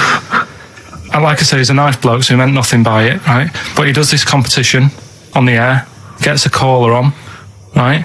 And he's talking to the woman saying, thanks for calling in and to play, I don't know, what have I got in my pocket or whatever they used to play on the show, right? And talking to the woman, in the background there's this noise, right? Like that, right? So he's talking and he goes, have you got a pet parrot? She said, no, it's my Down syndrome kid. Oh, dear. Oh. The thing is, awards don't matter. No, I don't think so. Play record? I don't think so. So we're not out to offend or annoy. Appropriate words there. That's the Smiths and Panic. Don't worry about it, Carl. People know that you haven't got a malicious bone in your body. So they know it's confusion. Don't worry. No, it did happen. So it's I know, yeah. So, what have you been doing this week, Steve? Well, I'll tell you what, at the beginning of the week I was incredibly annoyed by Karl. Why? No, because I remember you had a little discussion with Karl a while back saying that you thought he was lazy at times. Yeah. And, you had various criticisms of his work. Yeah. And I got a call from him. He said, I should have told you, I had a phone call. Someone said that they were trying to get hold of Steve Merchant to offer him some lucrative voiceover work. Now, that is money for old rope. It's money for old rope. That's you're in there for about 20 minutes and it's thousands of pounds. If there are children listening who are still at school, they should definitely, when the careers guy says, what do you want to do?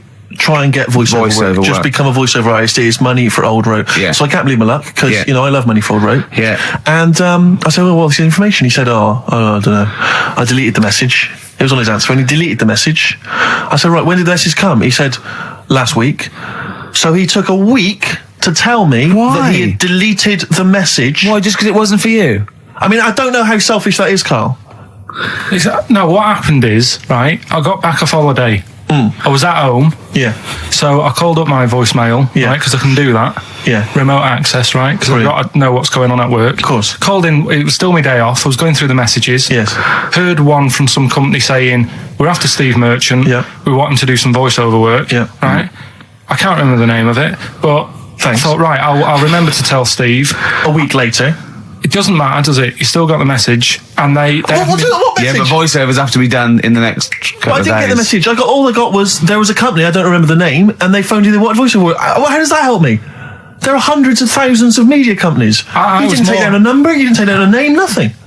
I was more puzzled why they'd want you to voice anything. He's having a go. I don't know what. No, but listen to that voice. You must be annoyed. You must be annoyed. I mean, talk about rubbing salt into the wound. No, but listen to you.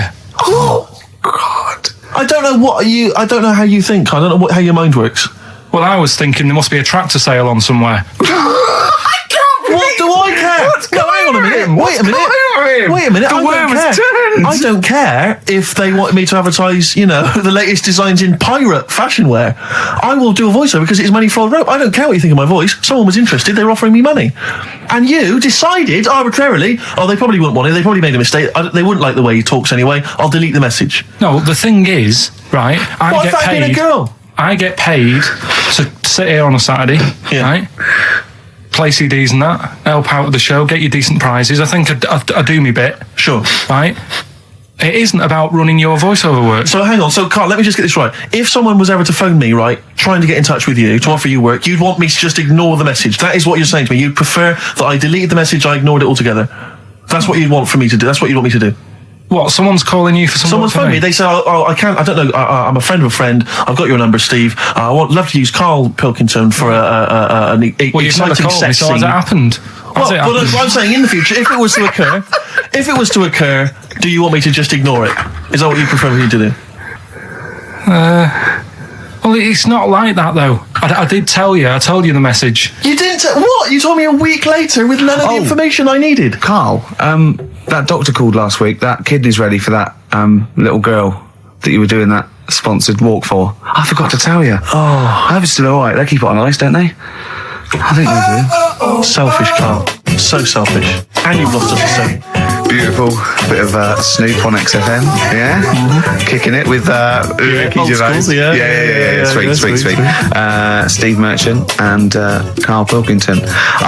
What has happened to Karl? Because Karl, I thought, is this sort of sweet little buffoon, almost childlike in his ways. You know what I mean? Like Charlie Brown after some sort of head injury. And now he's coming back like that, having a go at not caring about voiceover work. It's like, because Heat have written about him a couple of weeks, it's like he thinks he's better than you in some way. I do care, though. You're out of order saying that, right? Karl, I've sorted you out with tickets for stuff. He doesn't turn up to. Karl, I received a phone call. You deleted the message offering me voiceover work. You're as bad as my agent. I'm appalled by it. And I thought we were friends. At least his agent, when he does it, is losing himself money as well. Yeah, exactly. You've got no comeback. You're still sweet. And to have a go at you've got a mank whine right? For a voice. Like a cartoon Gallagher brother on Coronation Street. I mean, and yes, Steve does sound like a Wurzel, but that doesn't, do you know what I mean? What about Jethro? Jethro does well. Jethro gets on Des O'Connor anytime he wants. Just has to phone Des up. And he's on there. Straight on and there. he's whining like a Wurzel as well. So, you know, to say that is a rubbish... all right, apart from that then, what else have I done that's wound you up? Well, that's a good starting point, because you haven't even apologised. No, it's a shock, because that's the first time I've let you down. And I didn't really let you down because I passed on the message. You didn't. Well, we've been through it. You didn't pass on the message. Saying I deleted a message for you is not passing on the message. I mean, I just think what's happened is that you've got a little bit of celebrity now from the show. I mean, I've seen you being recognised in pubs and stuff, or people have come up and they said, "Are you Karl?" Because they've seen Ricky. Now, it just seems to me that you are not keeping yourself grounded. You are just, you cannot deal with fame. You've not got the intelligence to cope with the celebrity, and you're just becoming this kind of ego-driven monster. Now it's getting. It scares me, Karl. You're not the man I remember. Look, I put a lot of work into this on Saturday. This isn't even my proper job, right? Where were you in the week? Oh, he's got you there. What? Where were you in the week? I said, let's meet up. Let's, come up with some new features and that. Where were you? Karl, you phoned me about an hour before you wanted to meet. That is not what I would call. I mean, that is arrogance right there. That's the way I work. That's arrogance right there. That's ego right there. He couldn't go. But when I came in, he said, "Where's Steve?" I said, "Steve can't make it." I had to tell him why. Steve was staying in to tidy up because his landlady was coming. This he couldn't get over. He could not get over that you couldn't make it because you had to stay in with your landlady. He talked about it for about the hour when we were working. What are you talking? Last week I had a bad throat. You wouldn't tolerate that. You wouldn't accept that. When you had a bad throat, where were you? Why couldn't we do any work then? Because you were at home with your mum and your dad. You were on holiday, weren't you? Why didn't you get your mum and your dad to clean the flat? Oh, he's done it again. He's done you again, mate. Play a record. How has he done me? What? They live in Bristol. Yeah, the joke's on you. He couldn't get him to clean the flat. I don't know who's laughing at who now. Right, listen. Can we just go back to laughing at Karl? Okay. Because I know where we stand there. Okay, all right. Do you want to, That's the natural order of things. I know, yeah. The world's gone topsy-turvy. He's stepped out of the pecking order. Right, well, someone who I don't let down, right, are the listeners of this show.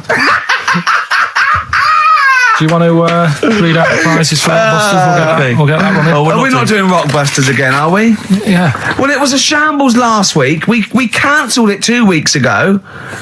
What...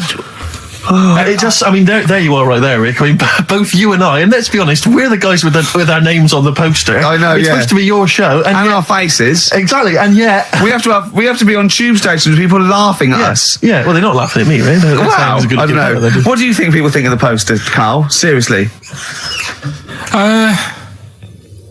No, I don't want to know his opinion. It's just going to be insulting. My point is this, he was looking at you. My point is this, Rick. We used to be able to decide what the content of this show was. Now it's him. It's just him. He wants to do Rockbusters. He gets to do it. I know. And it's awful, Robert. Like Tourette's Trent D'Arby. Not only is that offensive, it doesn't work as a clue. Saying that, have you come up with anything for this week? What's the prizes? Oh, we got the prizes. We've got a brand new XFM, stylish XFM DJ bag. That is actually quite nice, actually. Yeah, we've got in there a 12-inch from the XFM remix album. This has got The Cure on there and the Prodigy remixes from them, which is quite handy. We've got a little mouse mat there with the XFM logo on. And here's what everyone's waiting for, the CDs and DVDs. Yeah. Once again, the X list. This is the compilation that XFM have put out. It's actually very good. Smash Hits, the reunion. Let me see what we got on there. Aha, obviously, Wham, Duran Duran, all your favourite 80s and 90s classics. Another copy of DVD, Steve Coogan's Run DVD. What else is this here? Low Fidelity All Stars. Blah, blah, blah. There's Voodoo House and Ghost Funk on there, Rick. I'm sure that'd be right up your street. And also on DVD, Man Is that Child. with or without Wrecked Train? So yeah, not a bad little selection there, Karl. You've done well there. So go on and do the clues then. Let's do Rockbusters now. Well, I'll bung a song on. And wow, yeah. I love the fact that he was taking the piss out of your voice. I'll bung a song on. Hey, it's Tripe and Cow Wheels tonight. Now as griddling as gravy. To be honest, Karl, let's be honest. If Ricky Gervais can get voiceover work, do you know what I mean? There's got to be a place for me. Where do you think the place for him is? Well, look, right, you were talking about your face on the poster. It's not all bad, because I read something last night that can help you out. Right? And it's amazing. So we're talking about that. Play a record, Karl. Warren Zevon ain't that pretty at all on XFM. 104.9. I'm Ricky Gervais with me, Steve Merchant and Karl Pilkington. Right, Karl, calm now. The Sonys, they're listening. We've got to win this award. We're just bickering. Right, what's this thing that can help Steve out? What are you talking about? No, we'll talk about that in a bit. What are we doing now? We'll do Rockbusters, get that up and running. Yes, sir. Get the email busy. Thank you, sir. Yeah, Right. okay. Go on then. Right, so you know how it works. Cryptic clues, initials. Well, as you I work say out. every week, they're not strictly cryptic. It's more, what am I thinking that starts with these letters? Is Sometimes. craptic a word? Is that a word? Craptic? Because... Anyway. Oh, God. So last week, one of them was these people from the East Midlands can't help swearing. Yeah, Tourette's Trent D'Arby. Tourette's Trent That's D'Arby. the sort of shite we're dealing with to try and get a Sony. Right, so here's the clues and that. First one. And that. What are we after here? The artist? Yeah, The band name or solo artist? it's. I'll tell you in a minute. Okay. Go on. So the first one, the hitchhiker needs a lift, but in something bigger than a car. Go on, what's the initials? VH, right? The hitchhiker needs a lift, but in something bigger than a car. Yeah. Right. Second one, don't be selfish, and some of it out to your mates. Right. The initial there is C. Right. Yeah. Don't be selfish, and some of it out to your mates. And the Sure, third that's one, not what is Karl. He's selfish. no, Begins with C. right. And the third one, the Scottish fellas can't get into their emails. Right, okay. The Scottish fellas can't get into their emails. Go on then. Right, the initials there, KL. Right, so quickly again, the hitchhiker needs a lift, but in something bigger than a car, VH. Yeah. Don't be selfish, and some of that out to your mates, Right. that's C. This is your last chance, Karl. And the Scottish fellas can't get into their emails. If I hear KL. anything like Wetney Houston or D Trout Spinners or Tourette's Trent D'Arby coming out of this, we're never doing it again. Okay? Have you got monkey news for this week? Don't know if I want to do it this week. So, just because breakfast do it and that, and just leave it maybe this week. See what happens. See if we need it. We'll see. Sometimes I don't know. Play a record a minute, Karl. I'll talk to you off air. Play a record. Or what? What's the email address again? Ricky.gervais@xfm.co.uk. Okay. Right? That's where the email the answer's in. So we've got to remind you whose show it is. Play a record. Stop My Head, Ivan Dando on XFM 104.9. I'm Ricky Gervais, and with me, arguing like nutters, are Steve Merchant and Karl Pilkington. Okay, all right, calm down. Right, Let's just chill. Chill. Yeah, right. What did you do last night, Rick? I watched I'm a Celebrity, Get Me Out of Here. I tried last week. I knew Tufnell was going to come through. I knew he was. I went to put a bet on, and it was 11-4. And I thought, that's not worth it. I could put on 400 quid, and I reckon I'd have won 1100 because I reckon he's going to win. Yeah. So that is annoying. I suppose if you could go back in time, you'd probably change things. Do you know what I'd do if I could go back in time? I'd go back in time, stop Hitler from being born. But then it might be worse because someone else might have come along and he'd been even better. It's like a novel. Yeah, you're Like right. Ben Alton would write a novel like that or something, wouldn't he? Yeah. Well, how things would be different. Yeah. Yeah. I popped to the cinema last night, and it was a joy of an experience because for the What'd you first see? time, I went to see X-Men 2. I I want to see that. I saw one. I don't like that sort of thing. I've never been a comic book, never been a geek like yourself. Not yourself, but I mean, you're not a geek in that sense. You're different. I mean, Not in the traditional sense. No. I'm one of those sexier geeks. Like modern sexy geeks. Yeah. But I really enjoyed it, and 2's meant to be even better, isn't it? I really enjoyed it. Yeah, Oh, it's excellent. good fun. But more so than the film was the fact that the actual cinema experience, for the first time in a long time, I actually enjoyed because I just had Honestly. such a problem with the cinema. Well, I can't go. I have to wait about 3 weeks till it dies down and go in the afternoon. I can't be sat next to people. I don't know why people go to the cinema to eat. Have something before you go in there. Yeah. Rattling, crunching. Why is this experience? This film has cost £50 million. It's meant to be an emotional, artistic experience. It's not meant to be something that's on while you're chowing down. Yeah. I don't know. But people leave their mobile on. I want when someone answers, you go, I can't talk now. I want to go. Don't smack them on their face with it. Yeah. No, well, I went to the cinema a while back to see Crouching Tiger, Hidden Dragon. Oh, yeah. That art house film.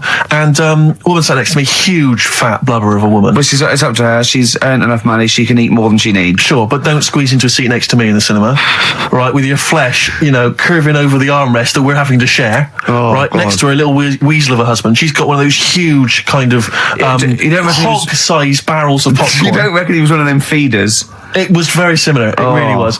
She, as you say, she's chowing down on the popcorn. She's one of those women who she's not come out to see a film. She's come out to eat, and if a film happens to be showing, then she'll watch it. Yeah, really winds me up. He's got the hot dog and everything. She's eating, and now popcorn already annoys me because she goes to him. Are you going to eat that? He goes, well, I was thinking of it. Look at me to me. Look at me now.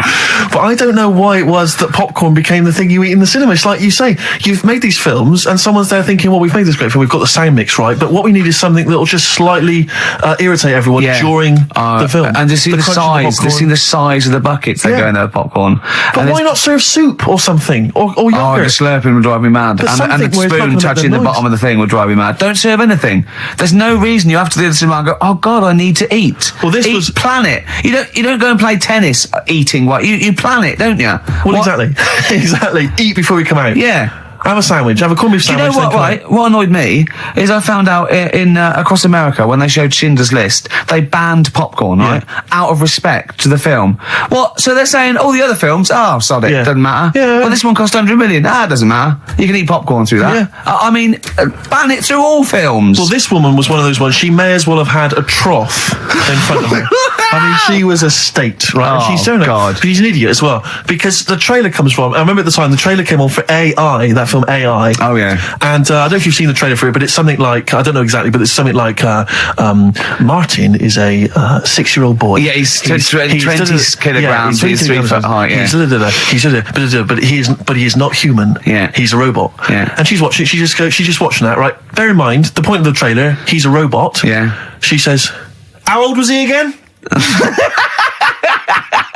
I wanted to slap her. I was livid.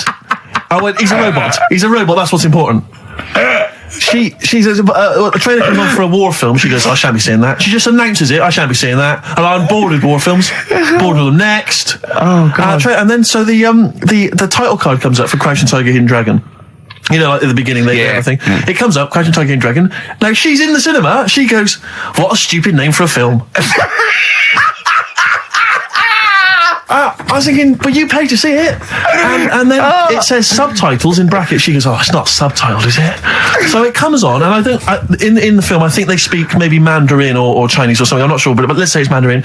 So they come on, they start, and it's all subtitled, and they start speaking in this Mandarin or Chinese. And she just starts going, ah, ching chong chong, ah, ching chong chong, ah, ching chong chong, in the cinema, just saying that out loud. No. She and her boyfriend are cracking up. They're weeping with laughter, right? And I'm trying to watch this film. He's got to laugh, otherwise she bites him. Exactly. So I'm so livid. So I really make a show of getting up with all my stuff. I get up and I kind of clamber over some of the seats. Yeah. I sit down next to these 2 teenage girls with the mobile phone. Oh, God. Mobile phone goes off, and like you say, instead of, I mean, it should have been off anyway. Yeah, of course. But let's say instead of it being, instead of immediately thinking, oh God, and switching it off hurriedly, they take the call in the cinema. I'm in the cinema. Yeah, no, I'm in the start having a conversation. And I was thinking to myself, you're 16, unless that is your business partner in Hong Kong phoning you, saying the deal is not going to go through, which I suspect it's not. I suspect it's probably Gareth or Gavin or your boyfriend Tony saying, do you want to do me behind the bike sheds later?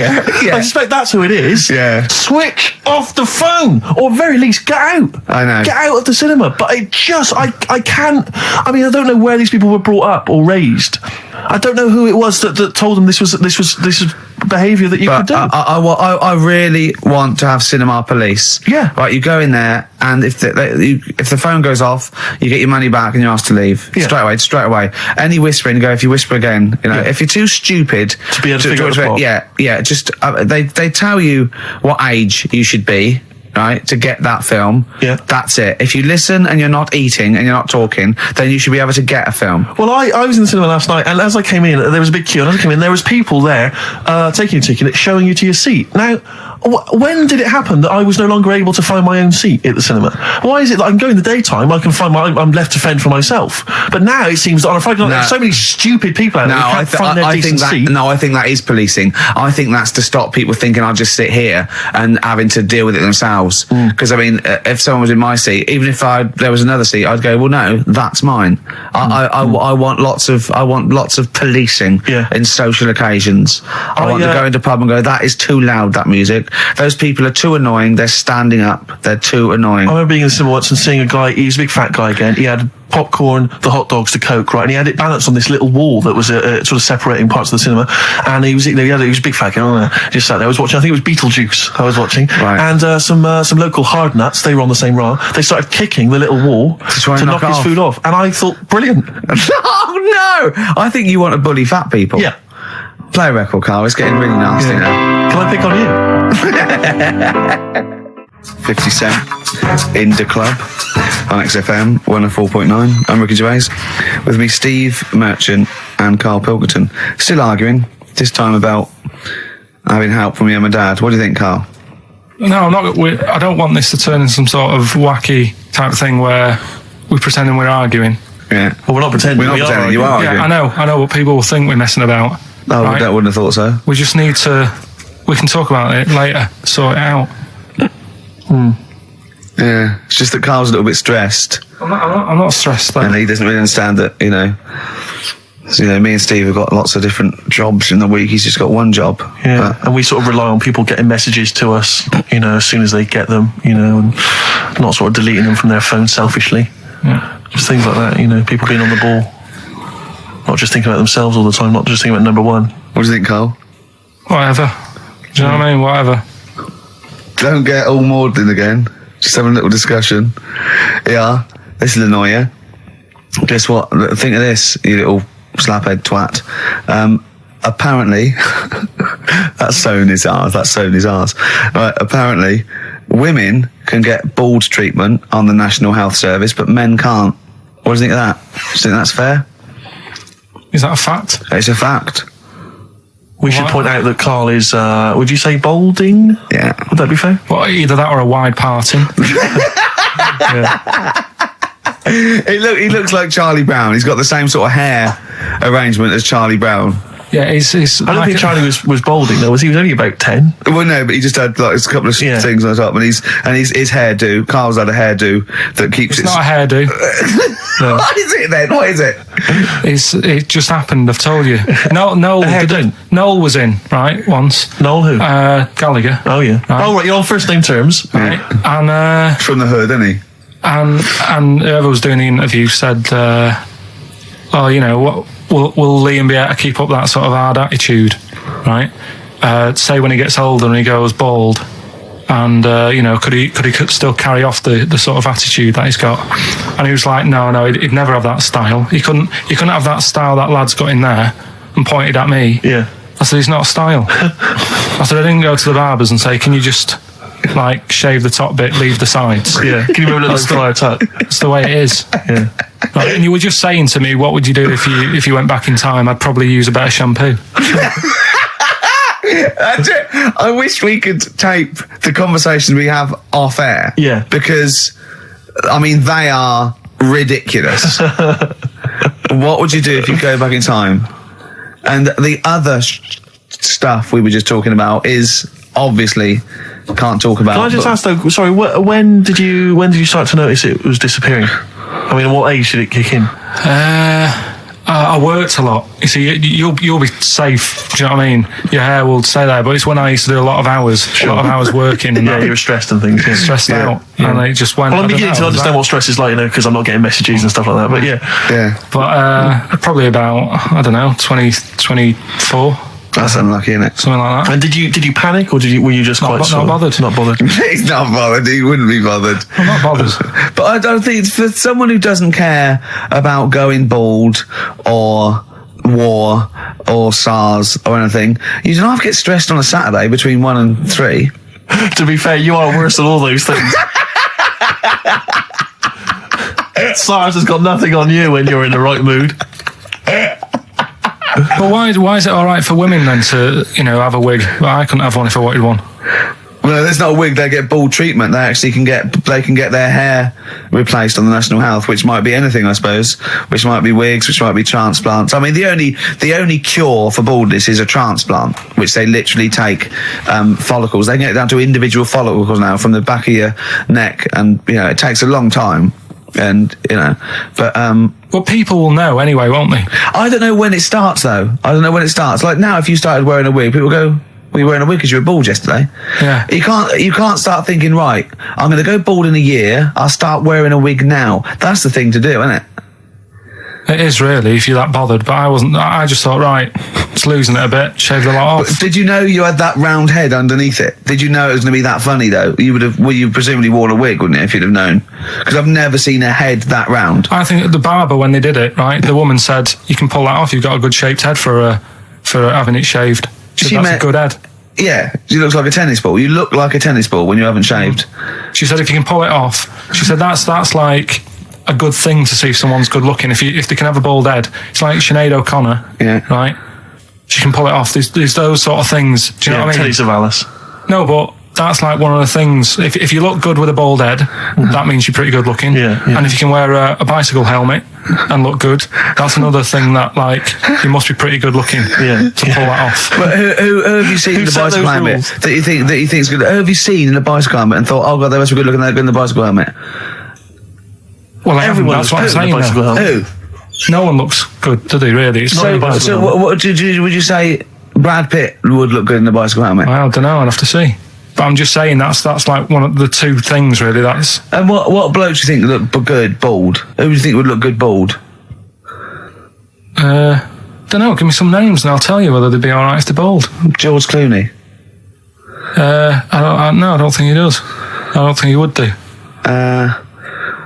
Who else? Well, this could run and run. Al Pacino. Yeah, he could probably pull it off. He'd probably look all right. Do you think he looks alright with hair then? Yeah. Oh. Well done, Rick. Sony award-winning stuff. Play a record. And there's a guy going, oh, he's stressed. Wild Wild Horses by the Rolling Stones on XFM 104.9. I'm Ricky Gervais, with me Steve Merchant and Karl Pilkington, little bald-heady Karl Pilkington. You quite like being bald, don't you? No fuss. Like I say, I'll probably won't age for a bit now. Won't age for a bit? What do you mean you won't age for a bit? Because I already look quite old. I don't think so. Not with a hat on, you look really young. Yeah. Oh, I'm just saying. So I won't change that much. It's like that. I don't think there's anything wrong with it. I actually don't think. As long as you shave it straight back, I can't have you on that. Nothing wrong with it. But that kid who had that aging disease just shave her head, and she wouldn't age that fast anymore. Do you know what I mean? So this is the 5-year-old girl who had an awful disease where... Well, we don't know much about it, to be fair. No, we just know that you fell in love with the title of the programme, the girl that was older than her mum, right? And you were annoyed that people wouldn't serve her fags and alcohol. If she's living like an 8-year-old, let her have a fag. Doesn't that sum up this show though? Carl's comment, we don't know much about it. Yeah. We're still willing to make comments about it, to discuss it in length and possibly make crass jokes, even though we're ill-informed as ever. Yeah. Right, well, there's something for you, right? Go on. This is what I wanted to tell you about, right? Me. Yeah, face transplants.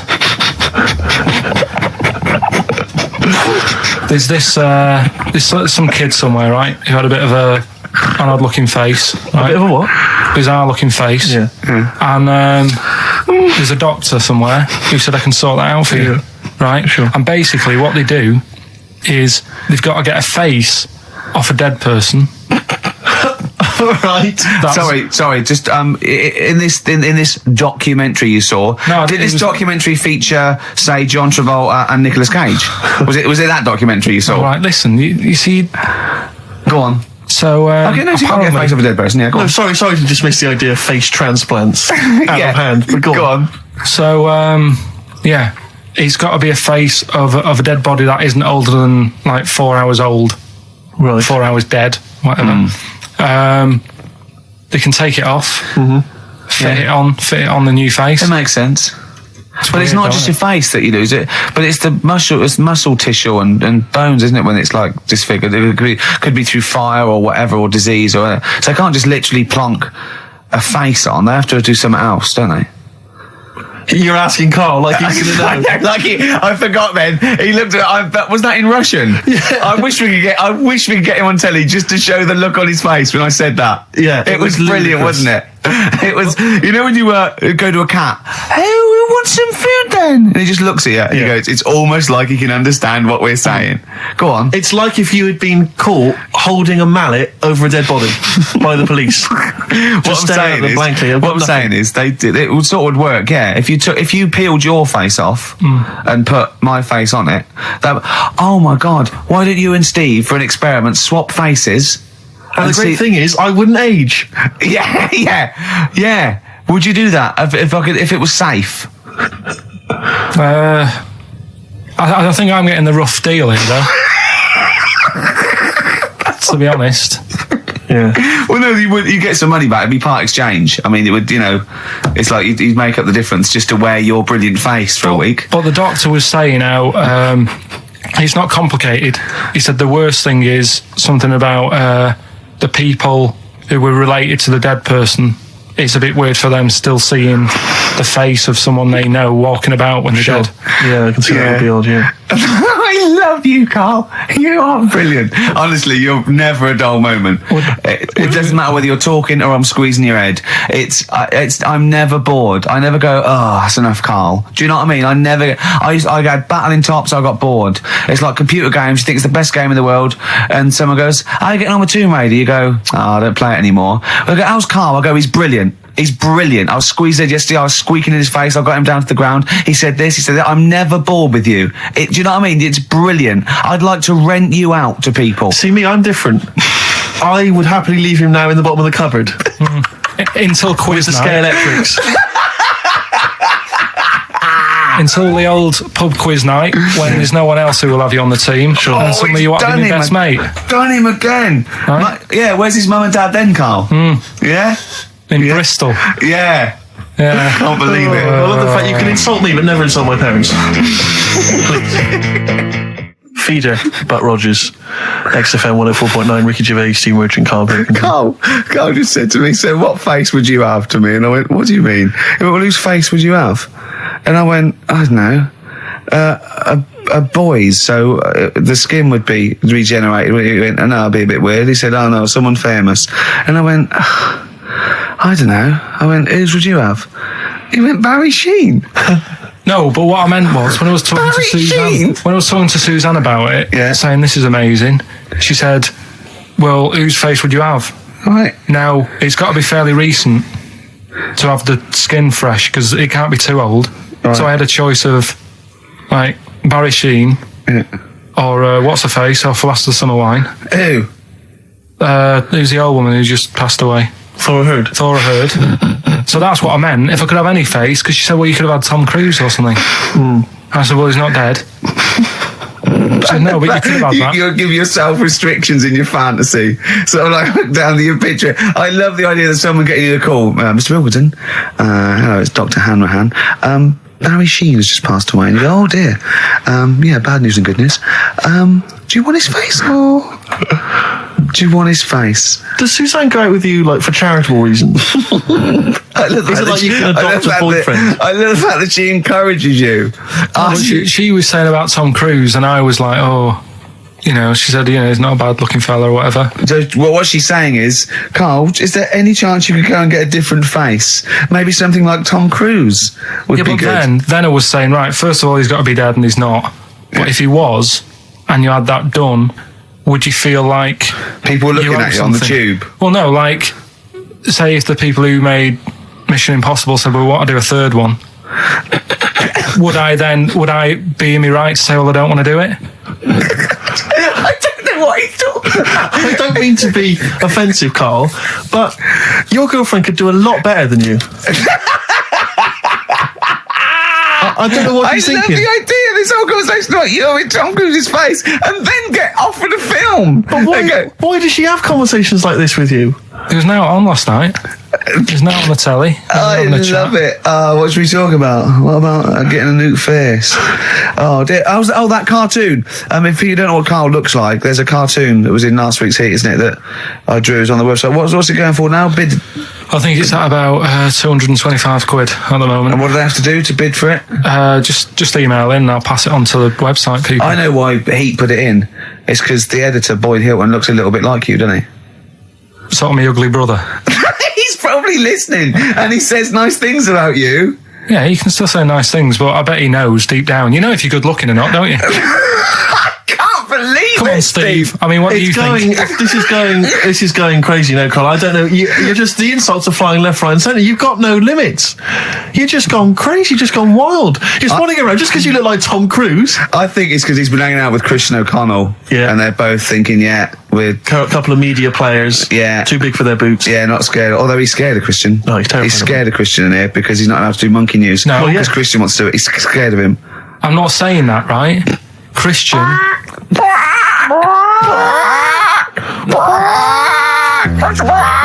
do monkey news, but Christian wants to do some monkey news. I'm not allowed. Once around the block. Badly drawn boy. I like him. He's funny as well. You know what? I think he looks like if me and you were put in a blender, Carl. Do you know what I mean?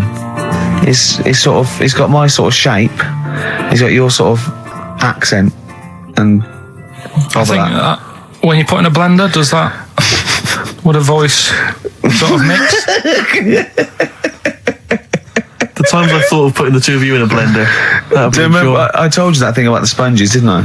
Yeah. Yeah, that freaked him out. You know, if you get two sponges and you dye one red and one blue, and you liquidize them, we pour them into a tank of water. After a couple of hours, there's a blue sponge and a red sponge because their cells know, and they reform.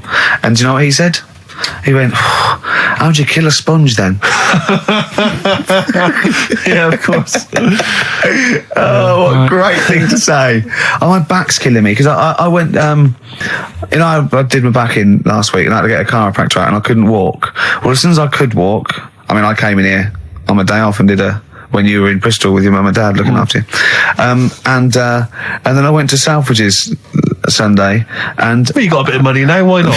Yeah. And I went into the sports department and there's a golf simulator there, £38,000, and it's just like a shed.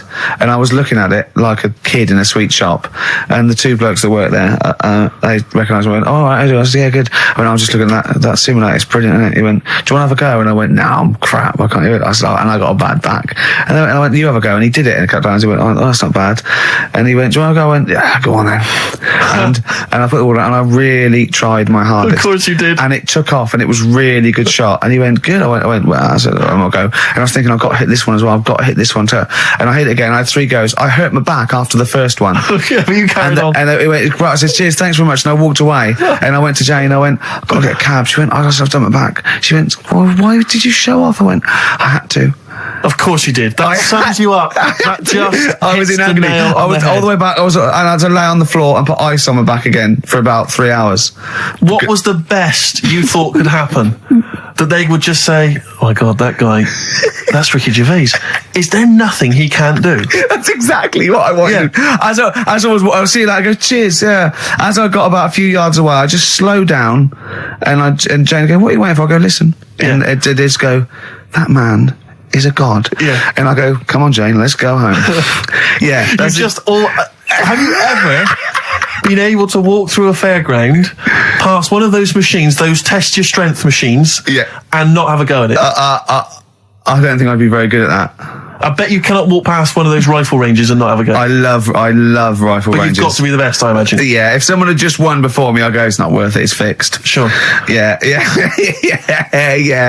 Oh dear. Pathetic. Yeah, so that's why my back's, it's ridiculous, isn't it? But I hate not being able to do stuff. It's like I'm punishing the injury. Yeah. I know if I laid in bed for a week, it'd be better, but I go, no, why should I? Yeah. When I used to be a kid, I used to hit my head on the banister or something, and I used to go and get a hammer and hit the banister. And then I started thinking, when I was about 8, I remember if I'd hurt myself, I'd go, "Ha ha, God, didn't hurt." He's up there thinking, oh, bloody hell. How mental is that? Carl, what are you thinking, mate? Right, Rockbusters, that's what I'm thinking. Straight to it. Go on then, who's the winner? Right, I've got to do the clues again. Right, the first one was the hitchhiker needs a lift, but in something bigger than a car. Yeah, snappy, go on. VH. Yeah. Right, that was Van Halen, Van Halen, hailing a van. because he wanted something bigger than a car. That's the first one. Yeah. All the Second one. tenses are mixed up, everything. It's just, go on. Second one, don't be selfish. And some of that out to your mates. That was C. That was share. All right. It's all right. Yep. And the third one, the Scottish fellas can't get into their emails. The initials there, KL.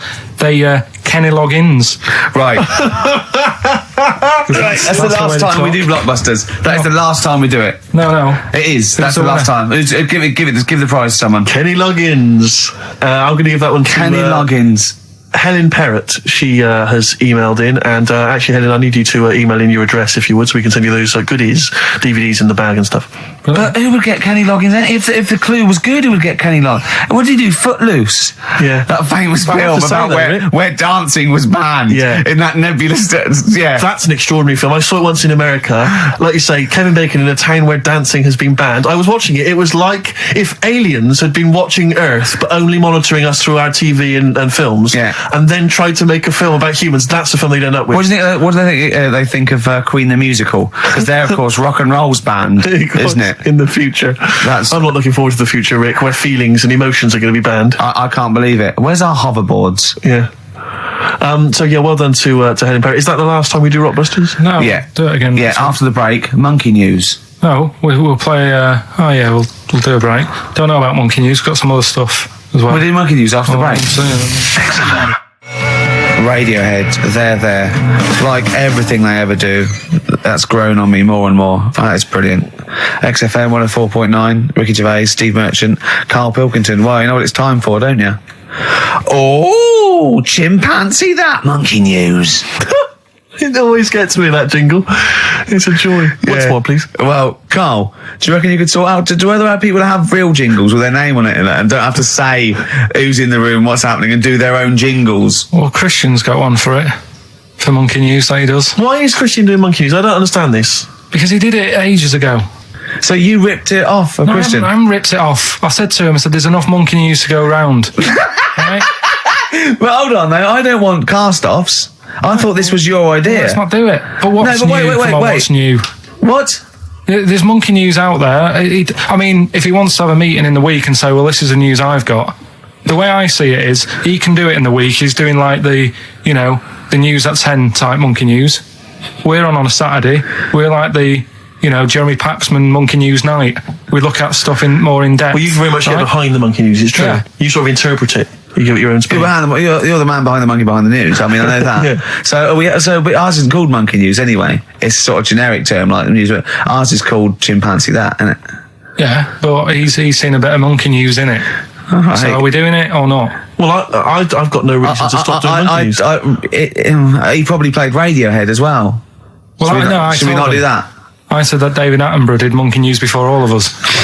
Do you know what I mean? But I personally don't listen to Christian because I don't get up that early. So, I'm missing out on a lot of Monkey News. I'm not saying I don't listen to it because I don't get up that early. I'm not saying it's a bad show. My point is this. There's a lot of people I imagine who don't listen to Monkey News in the week. Perhaps they miss it or they're busy. It's nice to have a little kind of omnibus Monkey News at the weekend with Karl Pilkington. So that's what this is. So we're doing it then. Let's play the jingle. Oh, chimpanzee that monkey news night. Excellent. Good. So we'll sort of get some monkey experts on maybe next week to dissect it. Right. Are you ready? Yeah. Right. There's this monkey. Right? Oh, yeah. It's called Jack. Yeah. Right. I got pally with this bloke who worked in a railway station. How? Pen pals? I don't know. I didn't say all that. Internet, I'm just telling internet. you. I'm shorting Chat it. rooms on the internet. So, anyway, he's helping him out all the time. It's this fella's job, right, to sort of make sure it's safe for the trains to come in, that sort of thing, right? But he's always working on his own. So he's got his mate Jack in with him, right, this little monkey. Yeah. And, they're having a good time. They share lunch together and stuff like that. Anyway, it gets to a point when the fella whose job it is, right, starts getting old. And Jack, the monkey, starts getting more involved. Presumably this is a chimpanzee as opposed to a monkey, you mean? When you say monkey, it's generic term, you mean chimps usually, don't you? Yeah. Go on then. So, he's clocking the fella doing his job, and he's thinking, I can do this, right, the monkey. I love it. Yeah. He's helping out, he's pulling down the levers and stuff, so the train's sort of coming on the right lines. Sure, yeah. He's clocking it, he sticks his head out of the little window, see the train's coming and that. I hope British Rand are listening. Yeah. Right? In the end... Oh, yeah. The fella whose job it is, he lost a leg for some reason, couldn't work anymore. Lovely. Gave Jack the job. Yes. Right. Okay. The railway company are happy with that. I'm sure they interviewed a number of people, but he was the best monkey for the job. And that's good, isn't it? Well, it's not true. Right, once again. Well, it's not true. Don't hand Steve a piece of paper that someone put on the internet who is probably a bigger mentalist than you. That's not proof. It's not true. At no point did a railway company give a chimpanzee the job of signalman. It was ages ago. What?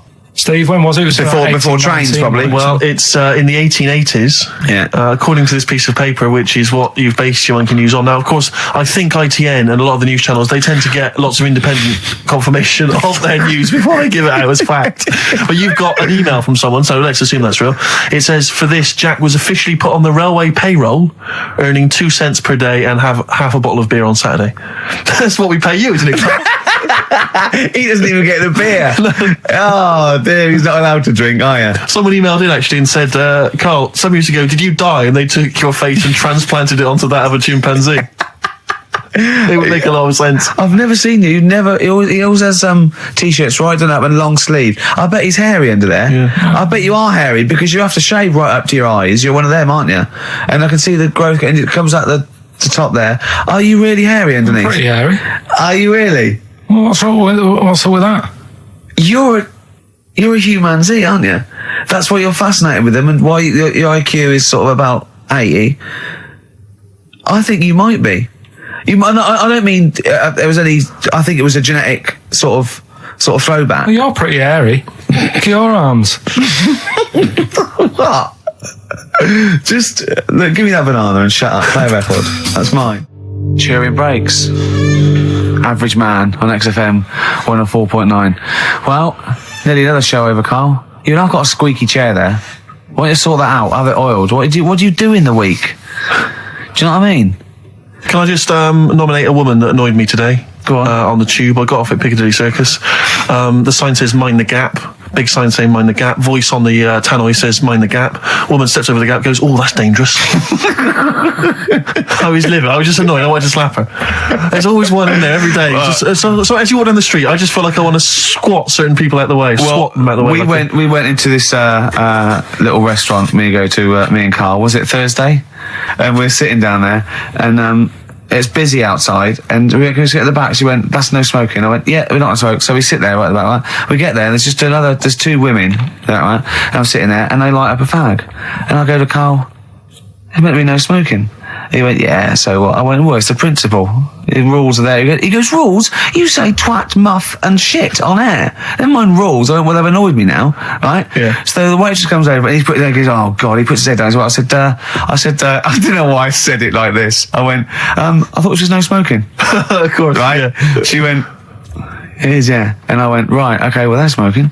She went, oh, well, you'll have to move then. I went, what? She went, do you want to smoke? I said, no, I don't want to smoke. I said, they're smoking over there, right? Try not to.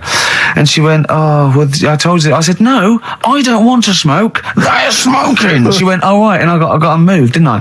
See, that's what a little snitch. Yeah. But it annoyed me. Do you worry, though, that someone's going to look around and go, it's that Ricky Gervais off the telly? Yeah, well, I can't complain now. So if I go in, I get bad service. I can't complain because I think, oh, look at him. He thinks he can complain.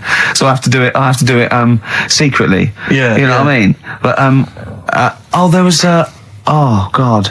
Right. People come up to me, they recognise me, and they give a lot of laughs, and I don't mind it at all. I don't know, I never know what to say, and I'm always, I say thank you very much, I say love the show, whatever, I say of course, and that's great, and they're polite. And I was in the pub the other day, and I was just with Johnny, and people had been coming up. They go, "Do you mind if I said, no worries at all. Yeah, that's absolutely fine." Right,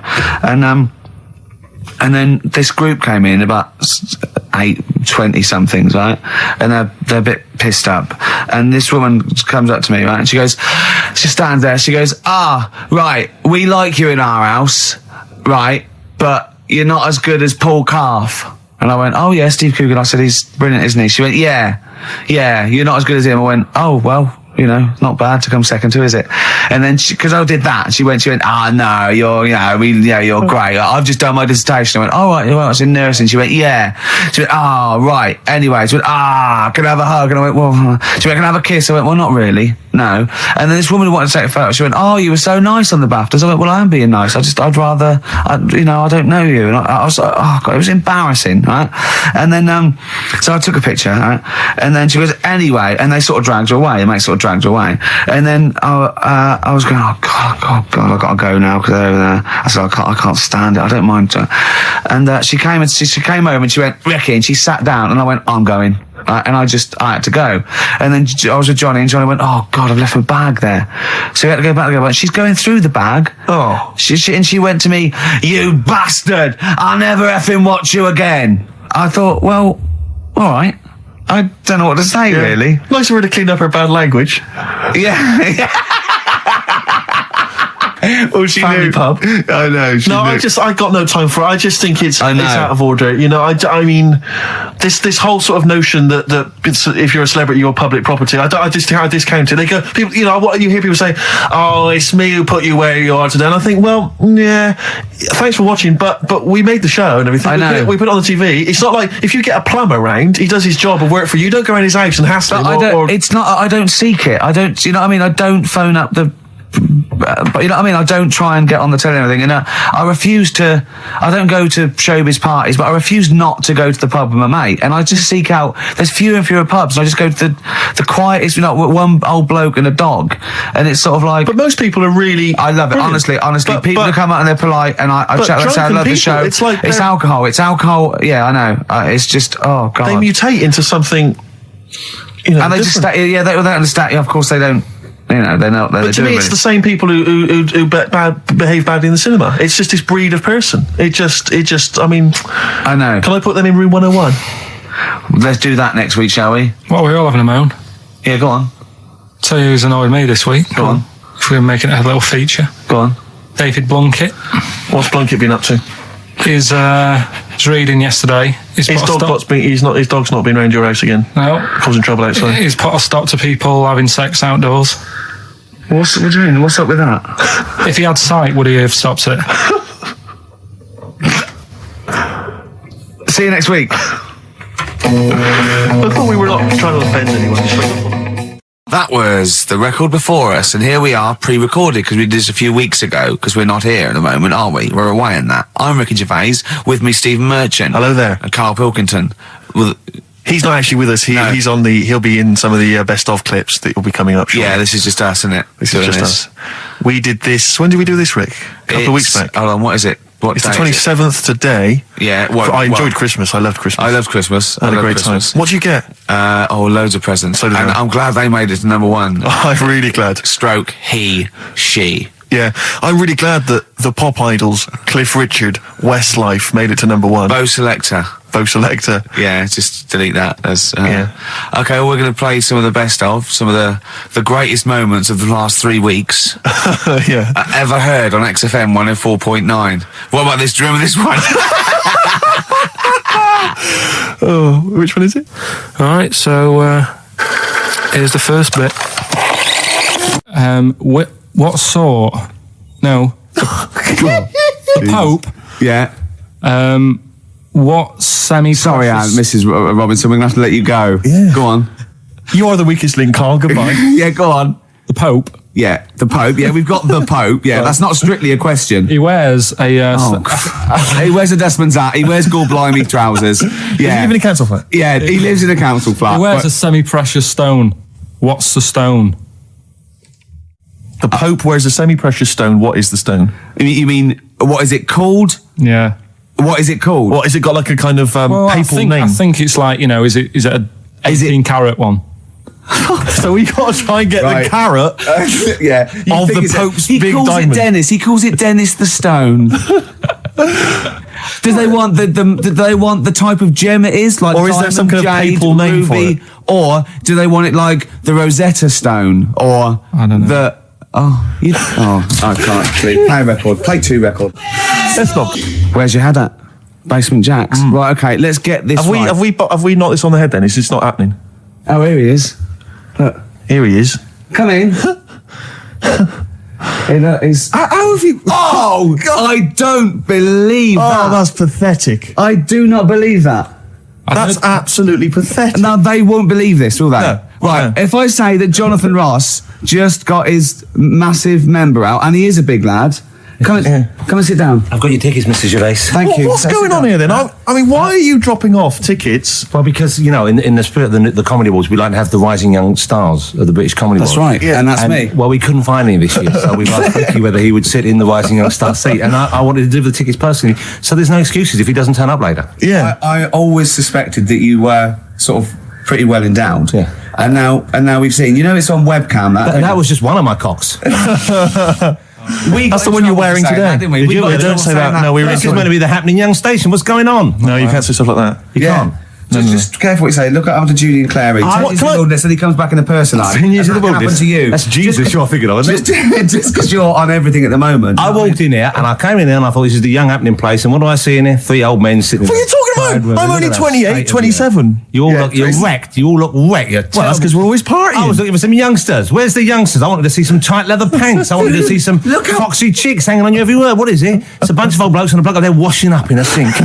But look at him. He even dresses for radio. Look This at is him. ludicrous. It's amazing. Looks like you're I love the fact you were on the phone to Gervais last night, weren't you? Asking his advice on clothes. Look at him. He's going for the man down the DSS. I like that look. That's a nice look. Have you got a single pair of trousers that aren't elasticated at the waist? They're maternity jeans. I know they've got a whole panel that puts this The forward. thing is, what I do at the end of the week, I can pop these in the pan and I can make a nice soup with all the food that's encrusted in As them. his years as a homeless come to the fore there. Look at you, But one why- step away from Lawrence Llewellyn Bowen. I'd like to be that bit closer. But why are you dropping off tickets? Are you a little bit... Because I thought you were married and stuff. Why do you suddenly got this obsession with Gervais? Because I'm a bit rough, ain't I? yeah, it's like when you see Dale Winton out with those rough boys. I'd like to get one of young. When a top celebrity in a lovely looking suit walks down the corridor with his penis out, Yes. Yeah. I know that I'm still an You attractive know man. you've arrived. I was inaugurated in the same way. For me, it was Des O'Connor. It's like it's the passing on of the baton, if I may use that euphemism. and you've been battened. But it's fantastic. Well, it's it gonna be- is a pleasure. I don't think I'm complacent just because I'm mixed with you. I still wake up and think, I don't believe it. I'm mates with Jono. Can I just point out? Jono. I was listening to the show last week, and I heard you, as always, revealing a little too much about yourself, if you don't mind me saying so. Yeah. Steve, tried- Not as much as you. No, but that was just for the benefit of the room. Yeah. And talking about when you used to occasionally urinate in the sink. Yeah. I was postman. When you were around my house last time, and I came in, and you looked a bit shifty. No, please reassure me. It was more ownership. Yeah. I was like, I went to my territory, and then other people that come in and go, has Gervais been round here? It's like just marking my territory. Because my coffee the next morning had a hazelnut tang to it that I don't remember putting in. Can I just say something?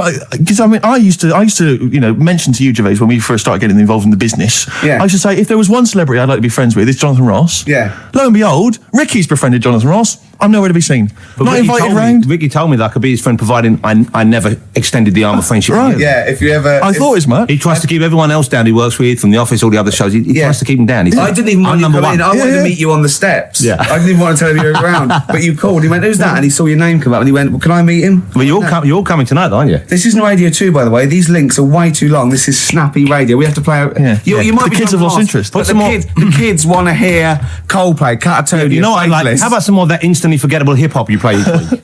One of those obscure hip hop hooray. That's the worst feature on British radio. You should be ashamed of yourself. Wait a minute, I've heard your As I quiz was saying on to Radio Bruce 2. Forsyth Having the a other day, I laugh. said the hip hop's that is that. You told me that one. Put it away. Put it away. I'm Carl. Carl, how you doing? I'm all right. Got a question for you. Quiet man. Got a question. Yeah. The Pope. Yeah. What semi-precious stone does the Pope wear? It's easy. Go on. Topaz. Is that the right answer? I don't know, I might have wrote it down. I'm really sorry, Jonathan. It's not what he publicly admits to, but I have to know because I was hanging out with him at the Groucho one night, and he was saying, "Oh, look at this, look at that toe bench. Can I buy that? Look at that. Vatican City. Look at that. We can make a nice ring out of that." He said. Didn't go anywhere, but thanks for asking. I better go. I've got to go. I've got to go and buy some winkle pickers. Thank you very much. Okay, Enjoy it, Stephen. Carl, I wish I could say it'd been a pleasure, but actually it was quite creepy.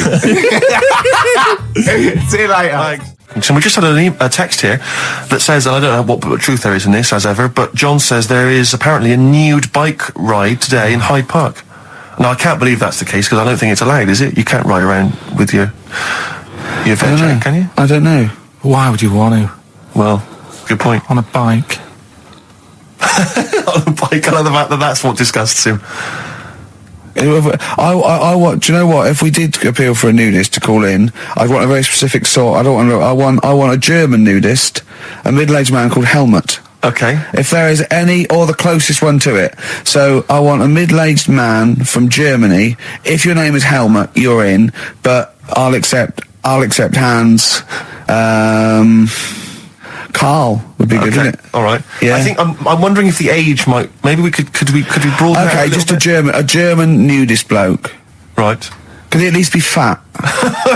Could I find a fat German fella? If your name's Helmut, we're going to give you a big prize. Yeah. But any fat German fella who likes to get his sausage out. Sure. Okay. It's sauerkraut. Yeah. What's the phone number? 0871 222 1049. It'd be good just to get an email or a text over the contact, wouldn't it? And then I can just call them up in the week. Sure. And 83936 is the text number. I don't know what our audience demographic pans out like, Rick, but I'm suspecting that's probably a fairly small fraction of our listenership. I know, but there must be someone out there. If you know a fat German who likes to get his tackle out, phones are going. Straight away. Just answer it, Carl. Just answer it. Just pot luck. it could be anything. Well, just see what it is. To be fair, it could be a nutter. But just say hello. Just tell your turn. It's not straight away. He'll stay there, won't he? He'll stay there. Well, answer it. Answer it. Leave it. Answer it. Oh, you see this? It's gone. It's gone. There you go. He bottled it. So, just as well. Well, you took too long to answer it. There's a vicar in Australia who started sort of doing his services and all that in Nude. Hot, isn't it, out there?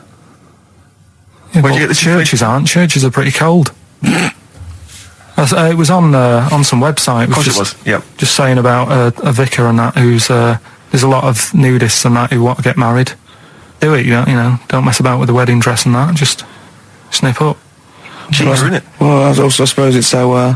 I suppose if you believe in God, you believe that that's the way to be, innit? Because Adam and Eve and that.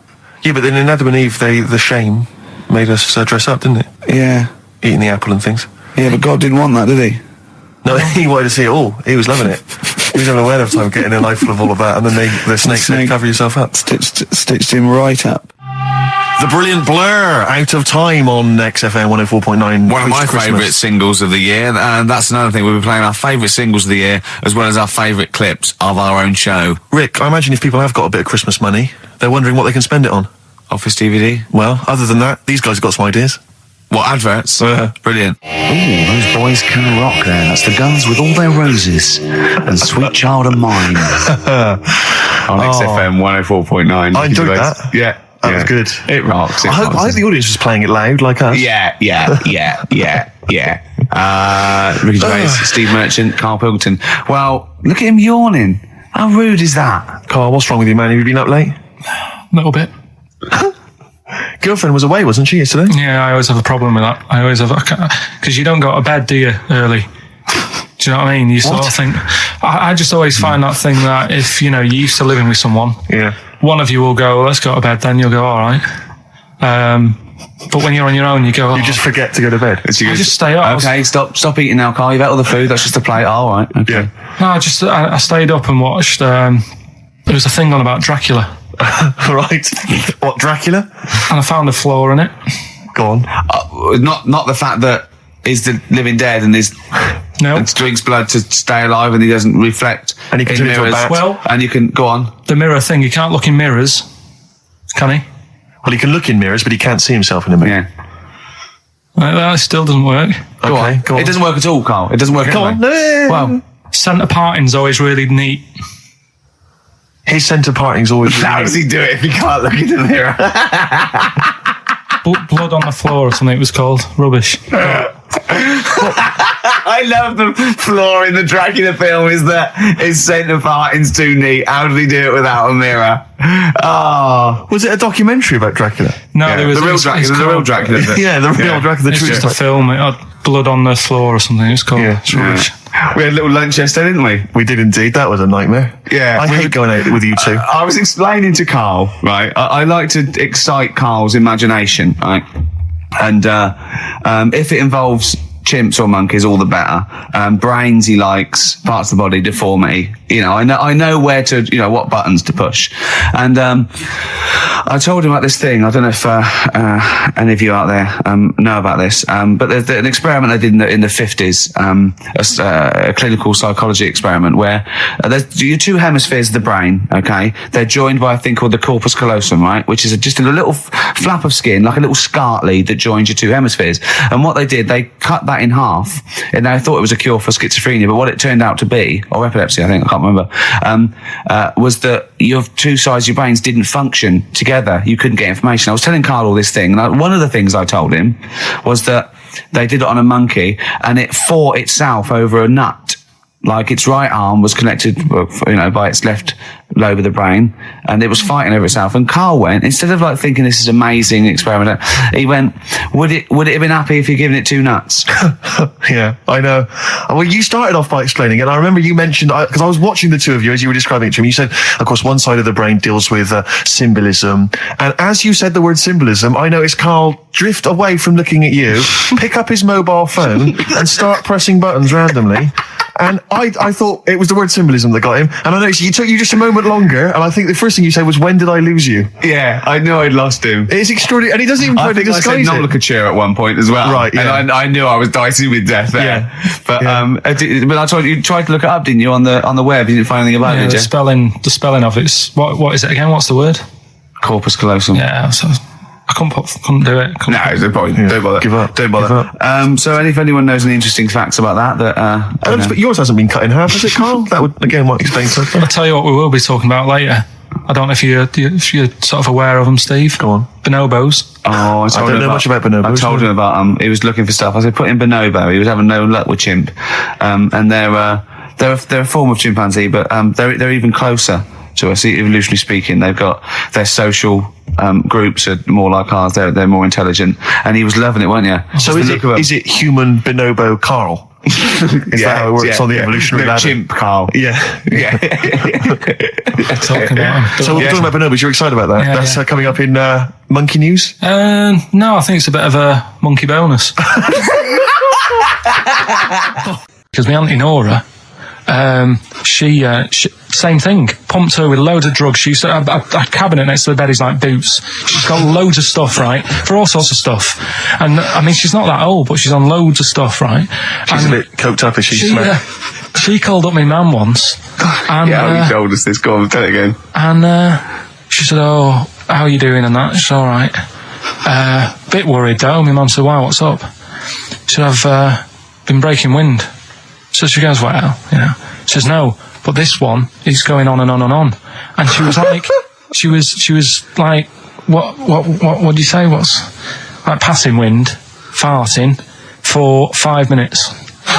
one thing, not like, you know, trumping and then nothing. Yeah. Continuous drone of a fart. Yeah. I don't think she had. How big was she? She must be the size of a barn. No, she's not that big. She's good for her age. No, but I mean, quite slim. no, It's but just- fine for 5 minutes. Where's all the gas? Was she circular breathing? Was she sucking it in with her mouth? It was just, I don't know that much about it.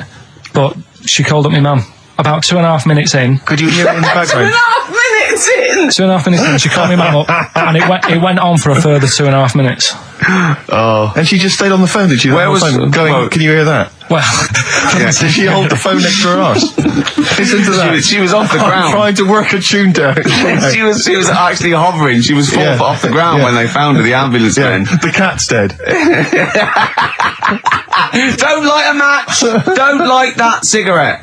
Yeah, it's like that advert. The kids come home from school, switch on the light. Yeah. Then they see Granny hovering, turn the light on.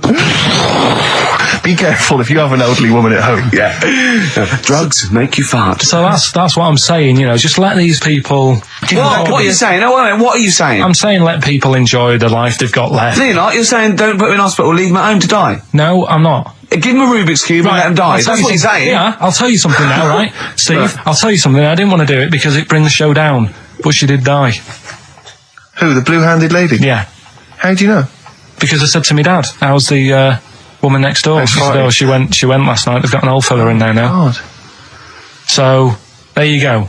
So, wouldn't it have been better to leave her at home where her friends and family can call and speak to her, even nip that round if they want, you know, with a cat, I imagine. No, it's definitely a cat now. What's that cat's called that you imagine? Probably, I'm seeing like a big ginger one, so I don't know, something like, I don't know, maybe ginger or whatever. Maybe I had a budgie. But that's what I'm saying, just let them enjoy their life, because dying in hospital, I wouldn't like to do it. If I went to the doctors and they said, you haven't got long life left, I'd say, well, I'll stay at home. Yeah. And that's the point I'm getting at. Yeah. Right? If you can't do anything for them, let them enjoy their life. Yeah, a Rubik's Cube. Right, well, I remember, I think all kids go through a phase of shoplifting. Well, and when I was going through it, I used to just little things, just like magic markers and magazines, Mars bars, that sort of thing. Yeah. And one day, right, that my mate Anthony, his mum called up my mum and said, I've got to meet up with you. I've got to have a word with you. And she said, what about? She said, I don't want to talk about it over the phone. So she goes, oh, right. Well, yeah, come round tonight then. So anyway, my mum sees me. She don't want to be in an awkward position and, like, be a bit embarrassed and what have you. So she sees me and she goes, right, Anthony's mum's coming round. What have you been doing? Yeah. So I go, oh, God. I said, I've been nicking stuff. So she goes, like what? So, not big stuff. I've had a few calculators and Mars bars and stuff. How many? I'll just work it out. Hold on. Works out at 7.2 per day. So, how many calculators do you need? So it was when that phase. You failed maths. Everyone wanted a calculator. It was like a trendy thing, wasn't it? Right. Oh yeah. In Manchester a couple of years ago. Yeah. So anyway, so I told her all this and I confessed to, like, computers will make it there one day. I confessed to There's magic in the back of battery. Go on. Confessed to nicking all this stuff. She comes round. She only wanted to borrow some money. Brilliant. She said, oh, I don't like asking. I was a bit embarrassed to ask you over the phone, but can I borrow 20 quid? Oh, that's fantastic. And there's me. That's great. And it's similar sort of thing to yours. And did you? And he went, hold on, I'm going to work out the interest on that. I bank 10%. She'll owe you £4.40. Oh, dear. So your mum was a loan shark. yeah. And did she mention? She went, I just stuff with that other? Because what I'm saying is, presumably you got your mate in trouble. No. Right, you didn't. That's great. Anyway, should we have some more music? Because we've been waiting for hours. What are you going to play, Carl? We've got the Cooper Temple Claws. Oh, brilliant. Probably you're thinking, Rick, isn't it time that we do our usual roundup of what's been happening in the news? Yeah. Which we always do every week. Yeah. We always do something, which is, I mean, basically, if you're listening and you're a new listener, say you work at a newspaper, we always try to be informative, just try and put stuff out there that just educates people, informs What are you people. thinking? Well, I said Monkey News is coming up, but what have you got? No, I was just looking on the net there and just found a couple of quite important news stories, probably worth mentioning. Policeman caught photographing. I don't know why it makes me laugh. It's just the phrasing, I suppose. It's the headline. Policeman caught photographing up woman's skirt. No, he wasn't up there taking a picture of Big Ben. He wasn't going, can I just sit up here? I'm just going to take a picture of that seagull over there. No. He was facing the camera up a woman's skirt. He was indeed. Right. A policeman in Japan is facing disciplinary measures after he was caught photographing up a woman's skirt with a hidden camera while on duty. The 42-year-old sergeant, who's not been named, used a digital camera to secretly snap the shots when the woman was reporting a stolen bicycle. So he was actually doing his proper job. He'd obviously thought to himself, I'll bring him a digital camera today. On the off chance a beautiful woman comes in to report a crime or robbery, I'll have it ready, I'll have it positioned, in such a way. But this is interesting. This is how he got caught. Okay? The woman became suspicious after she saw a flash go off.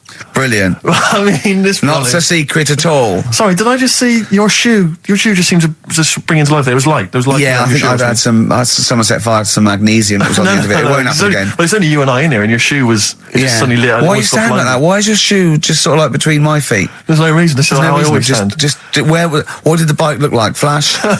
So, are you taking pictures of my family? No. And no, I'm not. And you should be wearing knickers anyway. Well, how do you know that? What? How did you know I'm not? How did I know what? I'm not wearing any. I didn't know you. I don't know what you've got up there.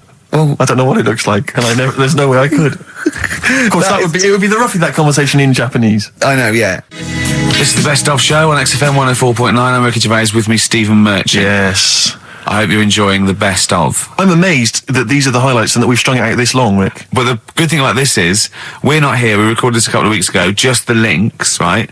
This has taken us about 10 minutes for the whole show. We get paid the same. Why don't we do this every week? That's a great idea. High five. Listen to this clip, it's brilliant. Can I just ask Karl how he got on over Christmas? Because the last time I spoke to him, you hadn't bought a present for your girlfriend. I had to say I was on tenterhooks all Christmas. Well, you changed it. After that show, I felt bad, even though I shouldn't have done, because... Because you hadn't bought your girlfriend a Christmas present? Yeah, but I said to you, I booked a table at a hotel in Covent Garden, had Christmas dinner there, which was nice, right? It's good food and everything. Didn't feel like enough to me. Well, then I went out and treated some stuff, and then... No. A couple of days before Christmas, he went, I took Suzanne to that hotel we're going to go to for Christmas dinner. We had tea and cakes. And I went, oh, you treated her? He went, no, she paid for it, but I was just showing her what it was going to be like. That was her extra treat. She paid for it. I love that. Brilliant. Yeah. Well, it was a dear. It was like 150 quid for a meal for two, which is pretty dear. So I'm not going to buy her cakes as well. All right, love, have anything you want. You pay for your own pudding. I'm not mental. Yeah. So you treated her to some other stuff. Yeah, some bits and bobs. What, so she chose them and you paid for them? What, the presents? Yeah. No, you chose them and she paid for them, but you know, it's the thought that counts. I got them on the way home that Saturday. Well done. And what did you buy?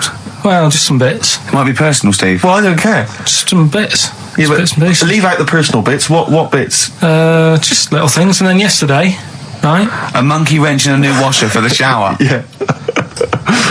Some recordable CDs that you need for your job. Oh, dear. Now, when you gave those presents to her, did her face light up? Right. I don't want to tell you what they were, right? But she wasn't that impressed. You're going to tell us what they were now, tell us what they are. You even know what they are. She told you on Christmas Day. Hold on, wait a minute. But it doesn't matter what they are. It does matter what they are. It doesn't. It does, Karl. It's you, mate. Of course it doesn't matters. matter. Oh, God! Have you just remembered? Yeah! Right, but there's no need. I've got to tell him, Karl. I really want your permission, because I don't want to be I know it's not, but we know it's not that embarrassing. It's really quite sweet. Yeah, but in a way, right, the way I look at it is, right, Christmas, even when I was a little kid, right, is not... Please let me tell him, Karl. Well, let me just tell you first, though. Oh. Let me tell you why I didn't go all out on the old present front. All right. Justify yourself. Right? First of all, I've covered it up since then anyway, right, with that present, because I bought her some shoes yesterday, and she did say, I'll give you the money for them, but when I get home, I said, it's all right. I said, you can have them, right? So not only did I buy her some food on Christmas Day, I got her shoes. She's probably had a And they feel like a horse. Yeah. It's not like, yeah, there you go, there's your shoes, there's your food, right, bed down, see you later. Yeah, but what I'm saying is she's done... fed and clothed Yeah, her. did you comb her hair? She's done well this year, right? So, the thing She's is... done well this year. It's like you're a single parent living on a council estate with a smack problem, and you still managed to buy them some Lego. When I was a kid, right, it wasn't about what you got. I remember one year when I was about 8, right? Oh, it's going to make me cry, isn't it, this? No, it's not. I'm just saying the way it is, right? I woke up at about 4 in the morning. And I was like, oh, what I forgot? And I couldn't sleep. I was that on edge. It's the excitement of Christmas, isn't it? It's like, oh, what's wrapped up? I need to know. Sure. Yeah. And it's the fact that people are saying, no, you won't know until tomorrow. Yes, sure. That annoys you and winds you up. Okay. So I got up at 4 in the morning, opened my presents, and then went, right, I know now, went back to bed, had a great sleep. Yes. Right? So it's nothing to do with the excitement of what you get. It's the excitement of not knowing what you've got. And then what happened when you got up to go down with the presents? What you're saying to me is that you could wrap up a brick because the thrill of Christmas is in hoping and being excited about what it is, not the actual gift itself. Yeah. Is that what you did? Rick, did you get a brick? No, let me tell you now what he got. He got her a present, right? And she said, she came. I said, yeah, he got me. It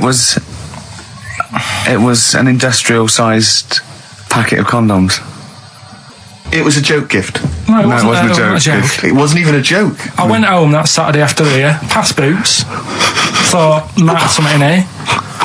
They were on, like, some value. Right, you passed the Were they makeup. used? Right, but anyway. The makeup, you passed all the other... Past the makeup, feminine stuff. past the lovely vanity cases. Yeah. the foot spas. Exactly, Yeah, the yeah. bathroom Oh, products. hold on. How much are these, love, for 100? Yeah. $4.99. Yeah. Do I get them reduced if I buy in bulk? So how many did you buy? What was it? I don't know, probably about 100. Right, okay. And is she allowed to use those with anyone? Did you wrap them? Can she just go out and have a wild Well, time you don't with need to. They're already wrapped, aren't they? Oh. And then what did she say when she opened them? I'm No, just- wait. Carl, what did she say? Right, play a record and we'll come back to this. You're worse than my father, that's genius. Go on. Talking about this the other day. What was it now? Listen, the fella. Play a No, listen. record. Do you want, let's just, all right. All right, he's got it now. Go on. This fella goes Yeah. to the doctors, Yeah. right? Oh, right, okay. Right, if this is in any way apocryphal, stupid, illogical, impossible, right, you are never, ever speaking again on radio. So make sure this is at least possible. I'll tell you what, I'll even give you improbable but possible. So if anything that breaks the laws of the universe or logic, okay, that's all you have to avoid. On you go. Right, so this fella, right, he goes to the doctors because he's got earache. Right. Okay, if a chimp's living in his brain... that he go on. So he's got earache, he's sat in the waiting room and his ear's all bunged up and it's hurting a lot and what have you. So the doctor comes out and he goes, right? And because his ear's all bunged up, he doesn't hear it that well, right? So he thinks it must have been me, right? So he wanders in. Keep going. Anyway, I'm going to hate this. I can just feel it in my bones. Steve, I'm going to let you take over. Okay, Let's hear it. Come so on. the doctor says, sit yourself down there, right? So he sits himself down. He goes, right, take your pants off, right? So he's thinking that's a bit odd. Anyway, he heard that though. he apparently he took his tackle off.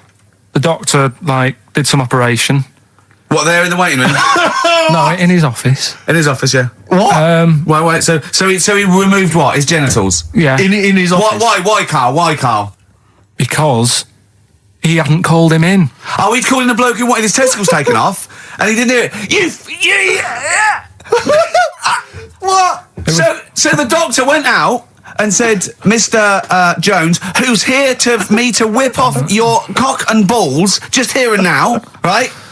Bloke comes in, didn't it? It must have been me. So the bloke who wanted his balls taken off didn't say, I think he said me. So he didn't interrupt then. So the bloke goes in, he starts taking his testicles off, and he doesn't say, I'm here for me ears. What are you doing with that? Right, there was this. This is what it's like about getting presents and stuff, right? With my mum and dad. Go on. My mate Colin, right? Colin Bacon? No, Colin Bailey. Oh, right? yeah. He had a little Sinclair Spectrum, right? Yeah. Computer, which was like the thing to have at that time, right? Yeah. You used to always go round to his house. The deal was Not the one you had to play through the window because you weren't allowed. no, that's another lad. Oh, right? yeah. This is a different lad, and the deal was he came to our house, and my mum gave him a pie. And then I'd go round to his, and I'd stay there for a few hours playing, Hungry Horace and stuff like that on it. Sure. Right? Now, my mum and dad knew that I really wanted one of these computers, right? So I waited about a year. Came round to Christmas Day. I thought, I reckon might have one. Turned out they bought me the wrong one. They bought me a ZX81 instead of a Spectrum, right? And Christmas Day, I'm there trying to load the games up. It's not working. I'm thinking, what's wrong? Right? And the thing with me when I was a kid, I used to get quite sort of agitated. This quite easy, is the moment. right? I found out that it needed a RAM pack to make it work, right? Looking in the thing and it's saying, and make sure you put your RAM pack in the back. And I was like, oh, where's the RAM pack? And my dad's going, I don't know, I've got you the main bit. That's it. So I was that wound up, I just was sick. Right? Just sick. I didn't feel sick or anything. I just was like, oh God. Went to the sink, just sick. Because I was that on edge about it. I said, come on, we've got to get one. And my dad's like, Tandy's shut. We're not gonna get anything today. Ruined again, Christmas Day. That was after the year when my train set got blown up by our kid. The following year, no ram pack. And now you ask me why don't I get good presents? He's scarred. He just I'm gonna die. Honestly, I'm gonna die. He's just being sick. Yeah. There's no ram pack. Did you get to the bottom of it? Why wasn't there a ram pack? You have to buy them separate. Oh, It's one of them okay. cons. What do you mean I can't play Frogger? Oh no. So, wasn't there another incident when you threw up? Spontaneously threw up? Through sheer anxiety? I do get it. It's not so much now because I've relaxed a bit, but as a kid I used to be quite on edge all the time with certain things. Do you think that's what happened to your The cat wind. that kept being sick? That it didn't get the food it wanted? And it just threw up? Do you remember that? Yeah. God, so they shaved it. Ricky Gervais with me, Steve and Carl. Carl, why have you got a headache? You got a headache? Just a bit stressful because the moves on this week. Are you moving house? Oh, by the way, the XFM listeners came round to my house and bought the feet on the table. Did they? Were they happy with it? Quite normal. They were well happy. Yeah. Couldn't believe the luck with it. What do you mean quite normal? What do you mean quite normal? Well, it's always a bit scared, isn't it, getting people round. I imagine they were scared. Well, And were they excited to see you? Could they were, could you tell that they were pretty pleased to see you? no, I don't think so. I mean, You're Karl Pilkington. yeah, but the fellas sort of, they brought the whole family round, which was a bit odd. Well, it's not often they get the chance to visit a living creek.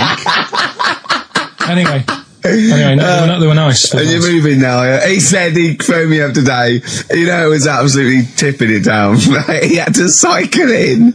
Right? Because he said, because of the move, he doesn't want to leave his bike round there. Right? And he said, and Suzanne, I can't say this in case he's listening, can I? He won't know. He said Suzanne's hired the oldest removal man in London. You should hear him. And the thing is, right, we booked him because everyone else happened to be booked out, but this fella's free, right? So he called up this morning. I've never spoke to him, but he was on the phone. He sounded about 90. Yeah. Carl thinks that he's going to have to do all the work. And the thing is, right, it seems to be All he cheap. wanted some Werther originals. Right, listen, it seemed to be cheap because it's £50 an hour. But how long is it going to take him? Yeah. Oh, that's So- genius. When's the move on then? When's the Oh, right, he's coming round. He came round today to bring some empty boxes, and he was struggling with them.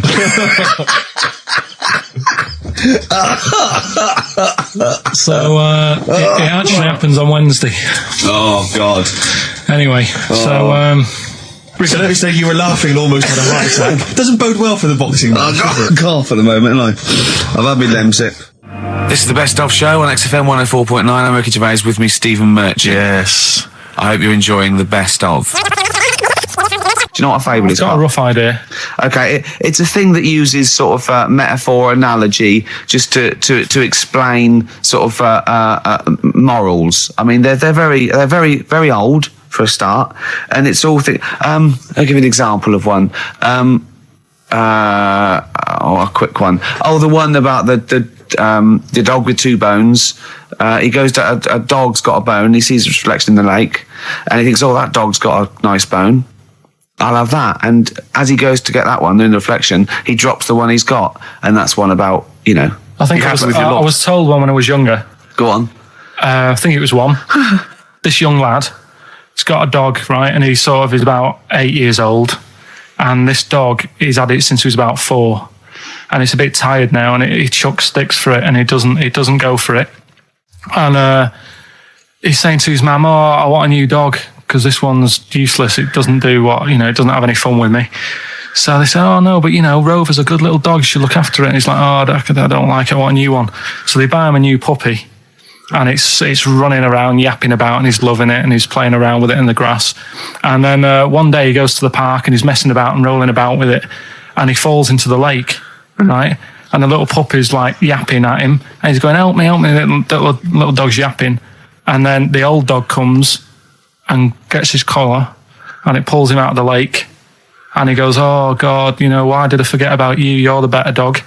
And he loved that one again rather than the puppy. I got a feeling that was Lassie. Well, yeah, that was an episode of Lassie. What's the moral? What's the moral there, Carl? What's that telling? What's that explaining through analogy? Sort of, don't forget the old. Look after old people. I remember there was one I heard once about a young boy who got trapped in a lake inside a cage. But he loved his trainers so much. He wasn't going to get them wet. But even though he had to get out there, and even though he thought that was the important thing because it's material value, he actually drowned, and the trainers were no good to him then. Got some new ideas for you. Go on. Well, they've all been blinders in the past. Go on. Did you do any competitions when I was away? Did we? I think we did, didn't we? Did we give away a DVD? Did we? Yeah, we did. Yeah, go on. Yeah, right. Go on. Anyway. Well, I've thought of some... This isn't like radio, is it, as we know it? This is just people talking. If the mic's on, it's luck. Yeah. If anyone's listening, I've no idea what they think of this show. It's not a show. Not in the traditional sense. No. Okay, then you're going to change with that, Carl. Because a show suggests a certain form of presentation. Yeah. A certain pride. And when we do present dare I say, some planning. Yeah, and when we do, it's ruined by pressing the wrong button. Yeah, but I've got some planning here. Go on then. Quizzes. What I did was when I was on holiday. Yeah. Right. You said come up with a new idea, right?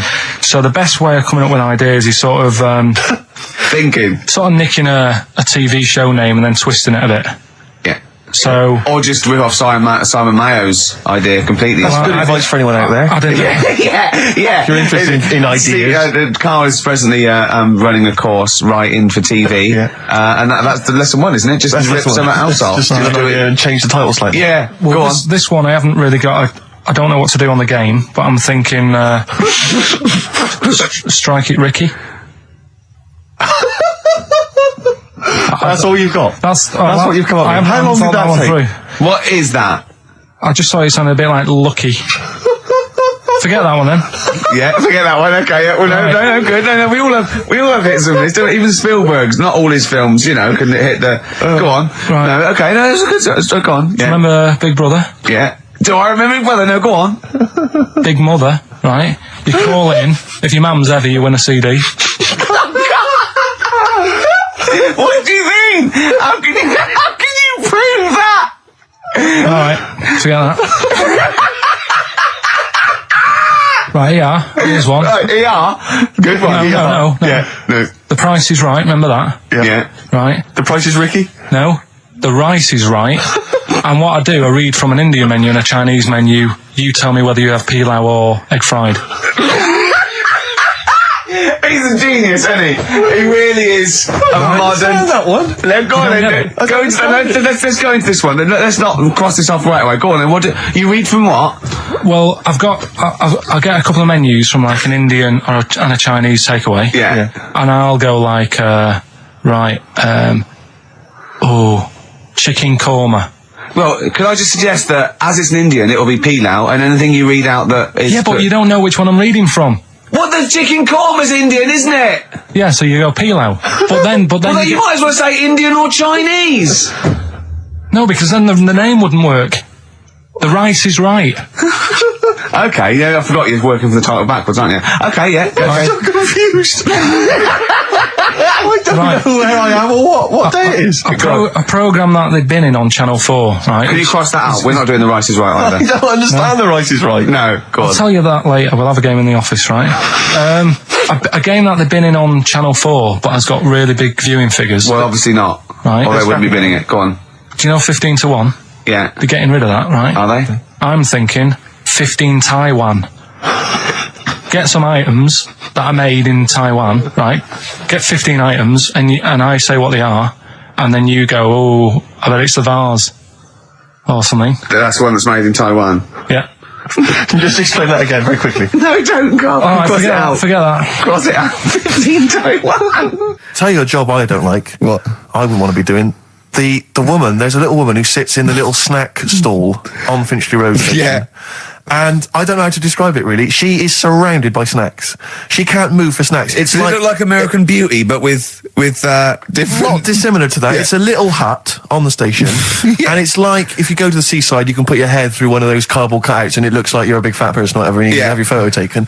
It's like an equivalent of that, but it's just snacks everywhere. She's got bananas up to her chin. She's got chocolate coming down to her eyes, crisps either side of her. She can't move. She can't do 360 degrees. She's like packed in there. I don't know how she gets in there. I think they put her in there first, and pour in the bananas. Yeah. Then they go pour in the nuts. She has 2 hours of makeup before they open, dressing her in there. Because I'll ask for something from the fridge, and she cannot turn her head to see. She has to go by feel alone, just to feel the fridge and get stuff out and pass it. And often I'll say, that's not what I wanted, but she can't. You've got to let her off. It's extraordinary. Dear. But there's no music playing. Does she have to nothing. sell her way out of it? Exactly. if it's a slow day, she's stuck there till the next day. Yeah, it's like a world-breaking attempt. Yeah. Carl, what job wouldn't you want to do? Well, any job. You're a lazy... You're joking, aren't you? I've done loads of stuff. I'm quite happy now doing what I'm doing. Yeah? You look happy. Trying to think. You sound happy. Yeah, I mean, calm down. You on drugs? I'm all right. Are you on E? Before England have won and that. I'm happy for them. Yeah, go on. Happy for them. I'm happy in that. Yeah. What do you mean happy for them? We are England. Happy for us. Yeah. I mean, we didn't play. I did very little towards it. No. It was mainly Johnny Wilkinson. Yeah, I barely contributed. Switching on the TV was about as much as I did. Exactly. And shouting, "Come on!" Yeah. Talking about jobs and that, though, I was reading the other day about rubbish jobs that people have had and stuff. I've got time when I'm at work, man. I just get on with it. I'm not squiddly diddly. Fingers in pies, different jobs. Go on. Do you know Ivor the Terrible? Ivan. His Russian. Yeah, that was the Welsh fella. Who was bloody awful, but not as bad as his Russian cousin, Ivan. Go on. He had a fella doing some work for him. Right, this fella built his house. After it was done, right, the terrible fella was like, fella Ivan. He was going, "Oh, it's brilliant. You've done a good job there. Yeah. I don't want you to build another one like that." Took his eyes out. Just stopped him making an house like that. Again. Blimey. That's bad, isn't it? Why didn't he take away his trowel? Then he could have seen, but he couldn't have built a house without a trowel. You can't build a house without a trowel. Yeah. I suppose he probably later thought that once he'd been nicknamed Ivan the Terrible. Yeah. He thought, why? Because you gouge people's eyes out. Yeah, but I didn't want to build another house. I know, but Take his trowel away. What would I have been then? Ivan the Crafty at most. Exactly, yeah. Ivan the Jealous, Ivan the spoilt brat. But Ivan gouge someone's eyes. That is bloody terrible. I'm surprised you're not called Ivan the... Do you know what I mean? You're going to get down in history like with Vlad the Impaler. Yeah. He's mainly remembered for impaling people. Yeah, he did a lot of other stuff. Did a load of great charity work he did. The impaling is the thing that's really gone down in history. When were you reading about Ivan the Terrible? No, it's just or Ivor the Terrible is the thing you remembered from this informative article. No, it was just little bits like that. Talking about him, there was a thing about someone who worked for that fella who painted the ceiling. Sistine Chapel. Yeah, there was a thing. A woman who worked for him in his house, and I love how you assimilate information when it's just bordering on the academic, or just the interesting and true. It's wonderful. Ivor the Terrible gouged someone's eyes out 'cause built him an house. That fella who painted that ceiling had a woman work for him. Imagine if you wrote that down in an essay. Imagine if you wrote that in a school essay. Well, you'd probably end up with not getting a grade or thinking you turned out to more than you had. Exactly. Anyway, the woman who lived with... Yeah, the woman who lived in a shoe. Go on. Yeah, there was this woman who lived with him, and she used to go out and do all this shopping and that. Yeah. But because she couldn't read or write, he used to have to draw everything that he wanted. Why couldn't he just tell her? I don't know. No, wait. That's an excellent point. Could she talk? Yeah, but if it's a big list and that, loads of different coloured paints. But why couldn't she draw on a piece of paper? Why did he have to do it? Because he's a better drawer, isn't he? That's the point. That's it. We were just looking for the logic of the story. You found it. You done it. Play a record. He's a better drawer.